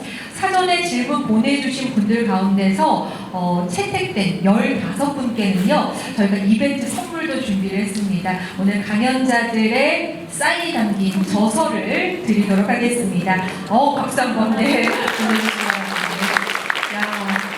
아니 이럴 줄 알았으면 내가 참여를 할 건데 하고 지금 안타깝게 놓쳤다 하시는 분들 많이 계신데요.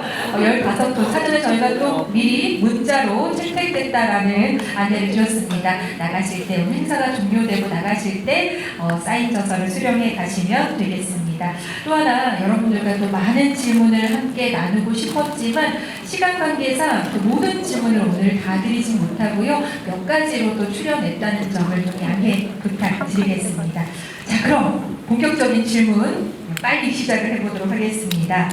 먼저 첫 번째 질문 드리겠습니다.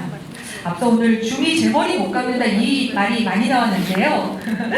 정신건강의학과 의사들도 정신질환에 걸릴 수 있다고 생각합니다. 그렇겠죠?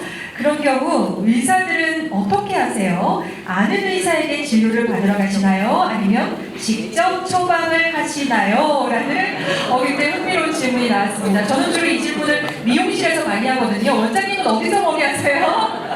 네, 근데 이 질문이 나왔네요. 어떤 분께서 답변을 해주실까요?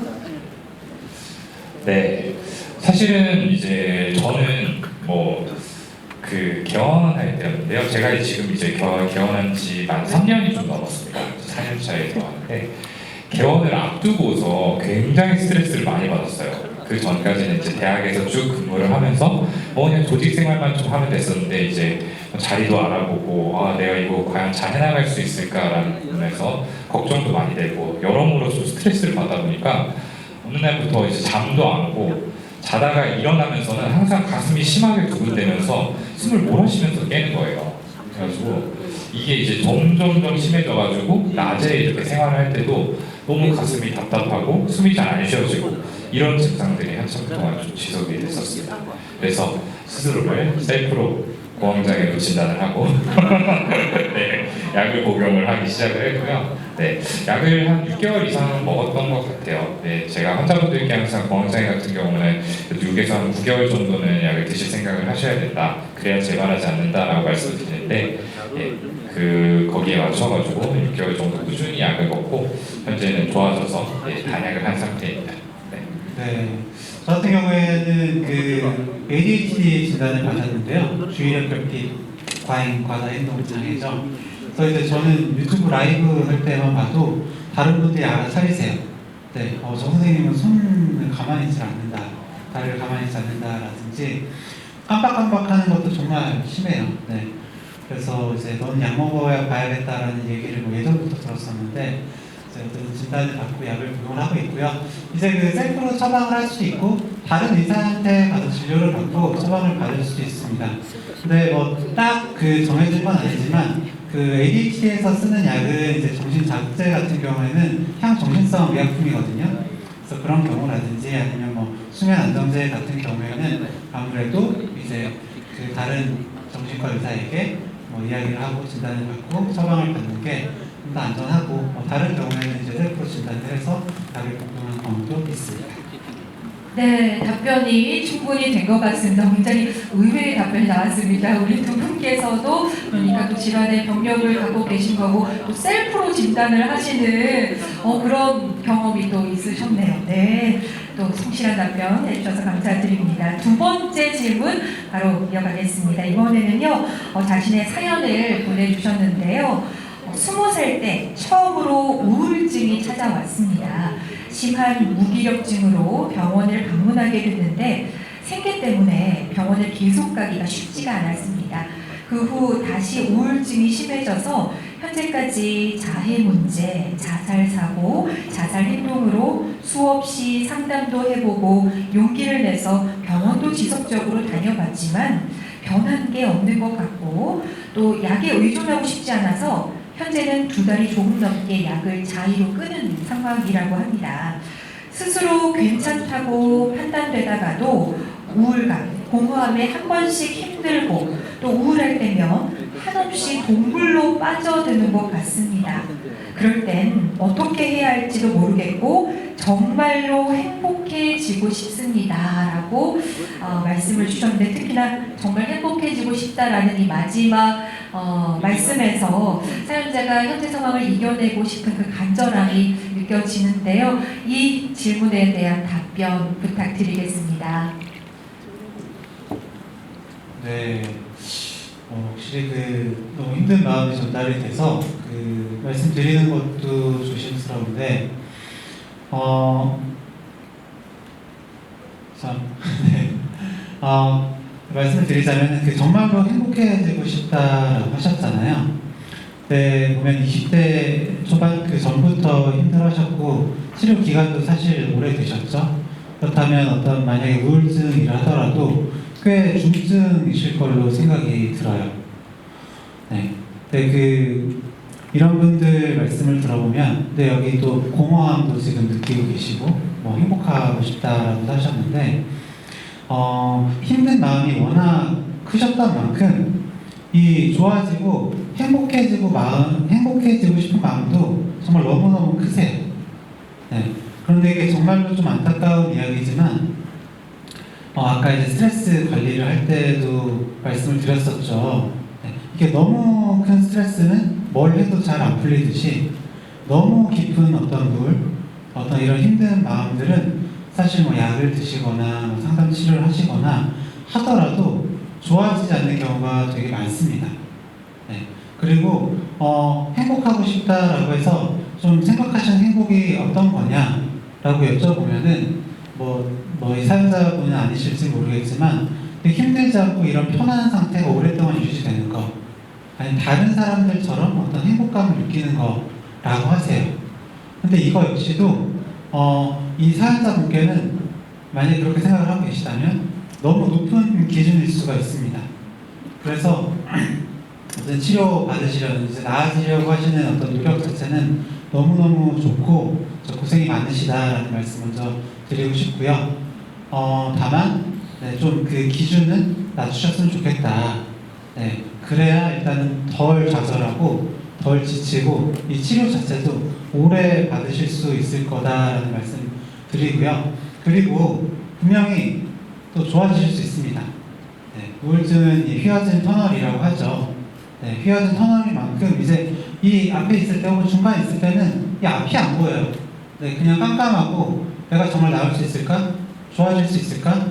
라는 생각을 하는데 그렇게 생각이 들지 않죠. 또 그렇게 생각이 들지 않는 것 역시 우울증의 증상이고요. 그렇지만 분명히 휘어진 터널의 끝이 있듯이 좋아질 수 있습니다. 다 좋아지지 않더라도 분명히 지금보다는 나아지실 수 있고 그런 경험들을 분명히 하고 있거든요. 그러니까 좀 지치지 말고 좀 꾸준히 치료 받으셨으면 좋겠다라는 말씀 전하고 싶어요. 네, 이거는 진짜 치료를 하면서 많은 분들께 듣게 되는 이야기인 것 같아요. 근데 저는 서두르지 말라라는 말씀을 제일 많이 드립니다. 정말 힘들겠지만 내가 이거 언제까지 우울증 극복해야겠다, 나아야겠다라고 생각하면은 더 오랫동안 그 우울증에 좀 매여있게 되는 것 같거든요. 그래서 우울증을 그냥 마치 나의 일부처럼, 마치 뭐 성격이라든지 특성의 일부처럼 좀 받아들이고 이 상태에서 내가 좀 이걸 극복하기 위해서 또는 뭐 지금의 상태에서 조금 더 나아지기 위해서 뭘 할 수 있을까를 좀 같이 고민을 해보자라는 말씀을 드립니다. 사실은 이렇게 좀 오랫동안 이제 치료를 이제 필요로 하는 경우에 굉장히 많이 지치죠. 그래서 병원을 이제 찾다가도 안 오시는 경우들이 있는데 이러면은 이제 계속 좀 오랫동안 병에 매여 있을 수밖에 없어요. 네, 이게 한번 재발을 하게 되면은 그 다음번부터는 재발의 주기가 점점 짧아지고 회복률은 반대로 점점 떨어지거든요. 그래서 뭐 3번 이상 사실 재발을 한 분들은 사실은 평생 동안 거의 치료 유지가 필요하다라는 식의 관점들도 있습니다. 그래서 사실 한 번 이제 진단을 받았을 때 끝까지 치료를 잘 받으시는 게 굉장히 중요한데 아무래도 뭐 생계 문제도 있으시고 이제 좀 지치다 보니까 그 중간에 자해를 좀 중단을 하시게 된 것 같아요. 지금이라도 다시 조금 병원을 찾아서 도움을 받으셨으면 좋겠다. 그리고 이걸 빨리 나아야 된다라는 생각을 조금 내려놓고 천천히 가셨으면 좋겠다라는 말씀을 드립니다. 네, 그리고 한 가지만 더 말씀드리자면 분명히 치료를 받으면서 본 생활을 하면서 나아질 부분이 분명히 있으실 거예요. 네, 네, 말씀을 들으면 이 나아질 부분에 대해서도 되게 부인하거나 그건 별거 아니다 라고 생각을 하고 좋아하지 않은 부분 혹은 그대로인 부분에만 집중을 하시다 보니까 더 괴로운 경우들이 있거든요. 네, 이게 나는 똑같아요, 여전히 힘든 것 같아요 라고 하는데 이전에 그 본인이 체크하셨던 그 설문지 점수랑 지금이랑 비교하면서 이러게 좋아지지 않았냐, 아니면 중간에 이런 시기가 있지 않았냐라고 하면 그러네요 라고 말씀을 하실 때가 있어요. 그런 좋아진 부분, 나아지는 부분에 대해서도 좀 보셔야 좀 오래 가실 수 있겠습니다. 네, 앞서 강연 중에도 나왔던 그 부정 편향과 관련된 또 이야기인 것 같기도 한데요. 두 분께서 또 번갈아 가면서 실질적인 답변을 해주셨는데 오늘 이 사연자분께서 현장에 또 와 계실지 모르겠습니다만 도움이 꼭 되셨으면 좋겠고요. 한편은 또 말씀 가운데 분명히 좋아질 수 있다라는 또 희망적인 메시지가 있었습니다. 다음 질문으로 넘어가 보겠습니다. 편집증적 성격 장애로 추정되는 사람과 같이 일을 하다가 스트레스로 우울, 불안 장애 증상으로 현재 휴직 중이신 분입니다. 다시 복귀를 해서 함께 일할 것이 너무 두렵습니다. 억울한 마음도 들고요. 그런데 정작 본인은 남 탓을 하면서 본인이 피해자라고 주장을 하는데 이럴 때 어떻게 대처를 해야 할까요? 네, 정신병을 겪은 자신도 힘들지만 사실은 이렇게 또 주변 분들이 힘들어하시는 경우도 꽤 많이 있을 것 같습니다. 이런 경우에 또 어떤 답변을 해주실 수 있을까요? 네, 편집증적 성격은 여기 계신 분들 다 아실 거라고 생각을 하지만 굉장히 의심이 많고 누군가 나를 해코지할 거라고 항상 생각을 해서 경계를 하고 또 뭔가가 잘못됐을 때 본인의 그런 생각이 맞았다라고 하면서 남 탓을 하는 그런 성격을 의미를 합니다. 그래서 이런 분들하고 일하는 거 진짜 너무너무 힘들죠. 네, 그러니까 뭔가가 잘못됐을 때 이게 네가 나를 일부러 좀 엿먹이려고 하는 거 아니냐, 지금 나한테 뭔가 피해를 주려고 네가 일부러 그런 거 아니냐라고 좀 생각을 할 수가 있습니다. 이분들이 이제 주로 사용하는 게 투사라는 방법이 있잖아요. 뭔가 잘못됐을 때 그 책임 같은 것들을 다른 사람에게로 전가하는 그런 모습들을 자주 보게 된다. 그래서 사실 제일 좋은 거는 거리를 두는 거죠. 같이 일하지 않는 거. 가능하다면은 부서를 옮기든 직장을 옮기든 이렇게 해서 좀 피할 수 있다면 피할 수 있는 게 제일 좋을 것 같고요. 그게 아니다. 근데 어쩔 수 없이 이 사람하고 좀 계속 같이 일을 해야 된다라고 한다면은 최대한 좀 근거를 남기는 방식으로 소통을 하는 게 필요해요. 이분들은 굉장히 좀 자의적으로 해석을 하는 경향이 있거든요. 같은 이야기를 하더라도 뭔가 기억을 좀 왜곡해가지고 다른 식으로 다른 사람에게 전달할 가능성이 있어요. 얘가 이런 식으로 나한테 얘기했다. 그럼 나는 어느새 이 사람한테 피해를 준 가해자가 돼버리는 거죠. 그래서 그럴 소지가 없도록 가능하다면은 텍스트 기반의 메일이라든지 문자라든지 이렇게 기록이 남는 소통들을 하시는 걸 권유를 드리고요. 통화 같은 것들도 이분하고 어떤 소통을 할 때만큼은 조금 녹음을 해가지고 어떤 객관적인 기록을 남겨둬서 문제 상황에 대비하는 것을 권유를 드립니다. 네, 아주 실질적인 답변을 해주셨습니다.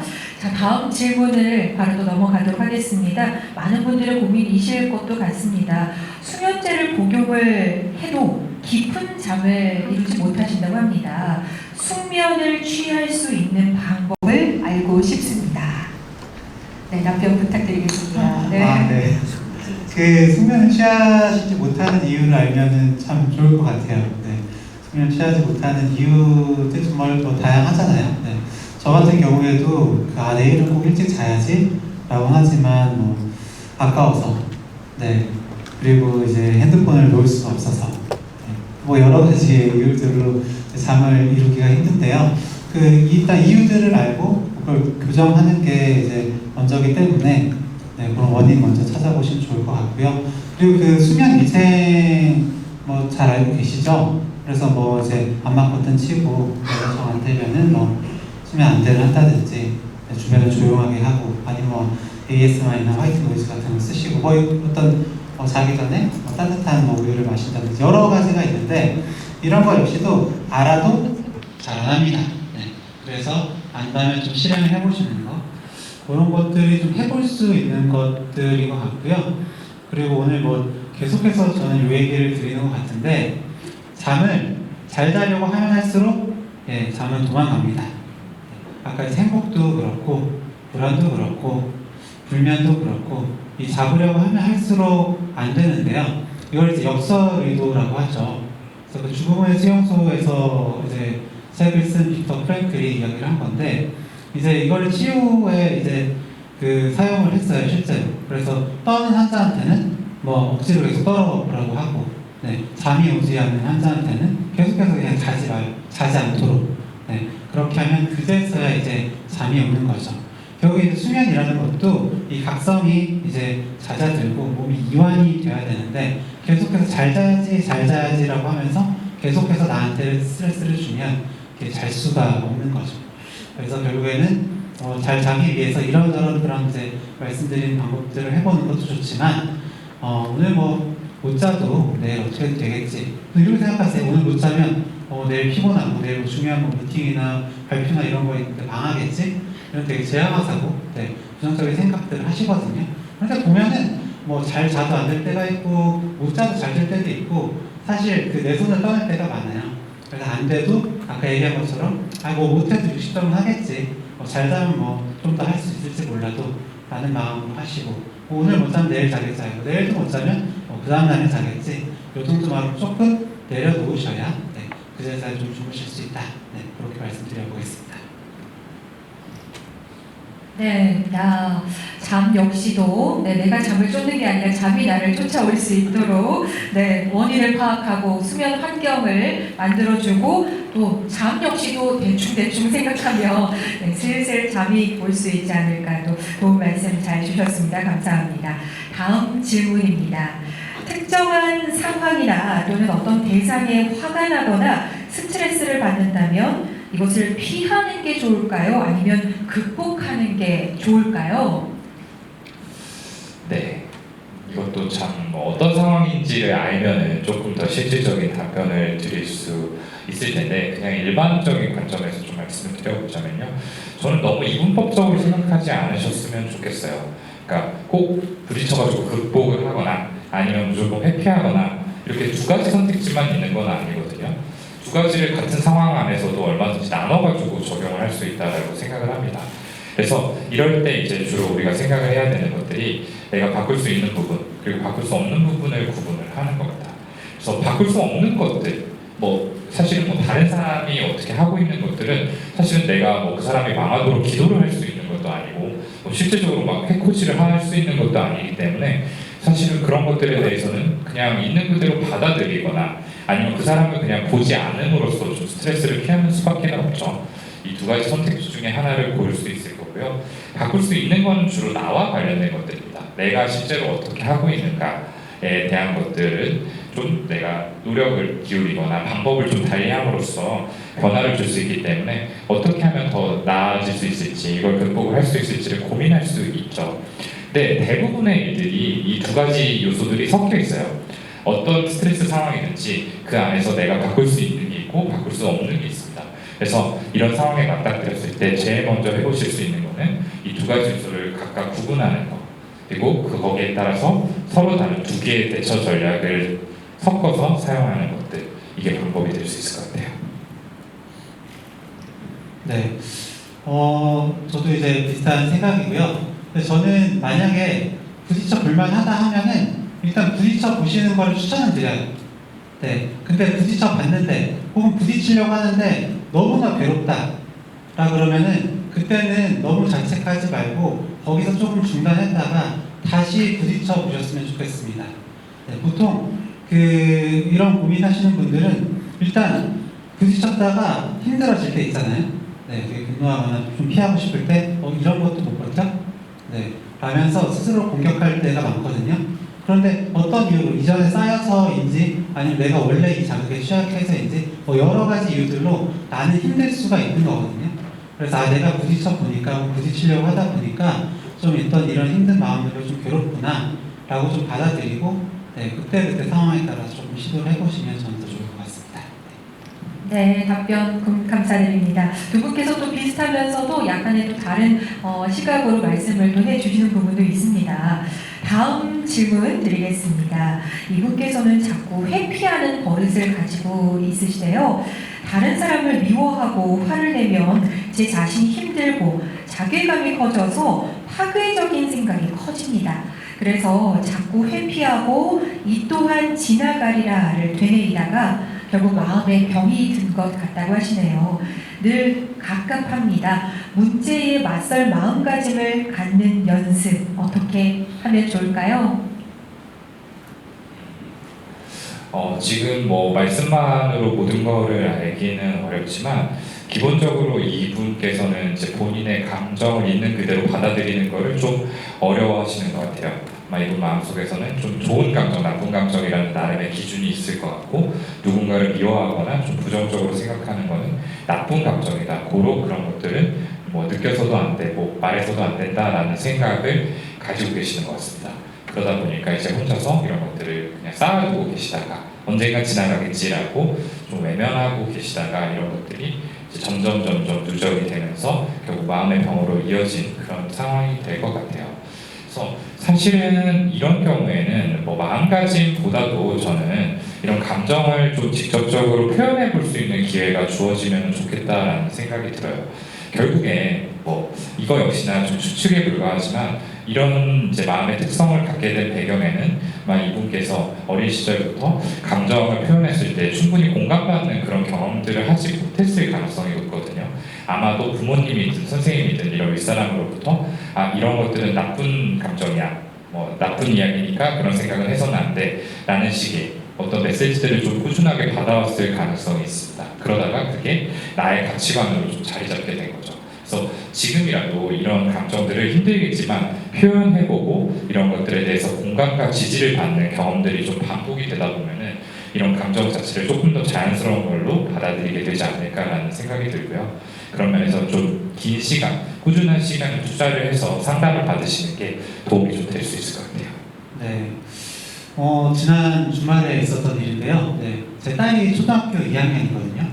네. 근데 이제 그 학교 셔틀버스를 타고 이제 통학을 하는데 같이 셔틀버스 타는 이제 한 학년 아래 여자아이가 있어요. 네. 그런데 자기만 보면 때린다는 거예요. 네. 그래서 그럼 걔랑 뭐 놀지마, 다른 자리에 앉아 그랬더니 다른 자리에 다른 친구랑 앉으려고 그랬더니 너 다른 애랑 앉으면 때릴 거야 라고 한다는 거죠. 네. 그래서 너 그러면은 때리지 마. 네. 아니면 때리면은 뭐 선생님한테 이럴 거야. 아니면은 뭐 엄마한테 이야기할 거야. 뭐 이런 식으로 이야기를 하라고 했거든요. 그랬더니 그랬다가 뭐 걔랑 뭐 못 지내게 되면 어떡해? 아니면 걔가 엄마한테 혼나면 어떡해? 이런 이야기를 하더라고요. 네. 그러니까 걔한테는 어쨌든 표현을 하면 안 될 이유가 있었던 거죠. 네. 근데 사실 그래서 뭐 다들 또 해주실 수 있는 이야기 드리겠지만 뭐 이야기를 해도 된다. 그리고 뭐 사실 그렇게 해서 걔 혼나는 게 걔한테도 도움이 된다. 그리고 뭐 네가 계속 이렇게 참다 보면 결국 얘랑 잘 지내고 싶어도 못 지낸다. 뭐 여러 가지 이야기들을 해줬어요. 네. 그래서 그러면은 이제 한번 해보자. 네. 어떻게 이야기할 거야? 라고 했거든요. 그랬더니 못해요. 무섭대요. 네. 그래서 엄마는 아빠한테 하라고 해도 못하더라고요. 그래서 이제 계속해서 할 수 있다 라고 해서 뭐 사회기술 훈련이죠. 자기주장 뭐 훈련인데 그렇게 해서 시켰더니 땡땡아 뭐 이렇게 하면 안 돼 라고 하는 것부터 해서 조금씩 더 연습을 하니까 좀 잘 됐습니다. 그래서 저희도 이제 되게 지지도 해주고 격려도 해주고 했었고요. 그래서 이제 어제 이제 연휴 끝나고 어제였죠. 화요일에 이제 갔는데 또 때리려고 하길래 선생님한테 이야기를 했다고 하더라고요. 그래서 정말 잘했다 라고 칭찬해준 그런 경험이 있는데, 그래서 결국에 이제 이렇게 하시려면 내가 이런 이제 마음을 꺼내놓고 싶어도 그냥 좋은 게 좋은 거지, 관계가 끊어지면 어떡해, 이런 하면 안 되는 이유들에 대해서 생각을 하실 거예요. 근데 그거에 대해서 그래도 돼 라고 조금 스스로를 이해해주는 그런 과정, 경험이 인정해주는 그 스텝이 좀 첫 번째로 되셨으면 좋겠고요. 알아도 일단 해보셔야 된다. 그래서 이제 해보시는 건 이제 직접 그 대상한테 하는 건 너무 어렵기 때문에 조금 더 쉬운 어떤 사람이나 인형이나 이런 좀 더 편하게 할 수 있는 대상에게 실제로 해보시면 조금씩 해내실 수 있을 겁니다. 네, 고맙습니다. 허교 선생님의 자녀로 태어날 걸 그랬습니다. 네, 아니 이렇게 다 큰 어른도 사실은 이 감정 표현을 하는 게 쉬운 일이 아닙니다만 우리 아이들 때부터 어릴 때부터 이렇게 표현하는 연습이 꾸준히 또 필요했던 거고요. 또 어른이지만 우리도 이제부터라도 조금씩 표현하는 연습을 좀 해보면 도움이 많이 될 것 같습니다. 오늘도 질문해 주신 분께 큰 도움이 됐으면 좋겠습니다. 오늘 이 자리에는 또 경남 도민들도 많이 계시고 실제로 우리 경남도에서 정신건강과 관련된 실무자들도 많이 계십니다. 이번에는 우리 실무자분들께서도 아주 심도 있는 질문들을 보내주셨는데요. 질문 드리겠습니다. 반복적인 자살 시도자 관리와 또 접근 방법, 상담 시 중요하게 다뤄야 할 사항에 대해서 알고 싶습니다. 라는 질문입니다. 네, 굉장히 어렵죠. 이렇게 반복적으로 자살 시도를 하는 케이스들은 일단은 정말 다루기 어렵습니다. 그래서 사실 한 사람의 역량으로 커버하기 어렵다라고 보셔야 돼요. 그래서 저는 다른 것들보다 이 짐을 너무 그 담당자로서 떠안지 말고 빠르게 병원으로 연결을 해서 입원 치료를 받을 수 있도록 해달라는 말씀을 드립니다.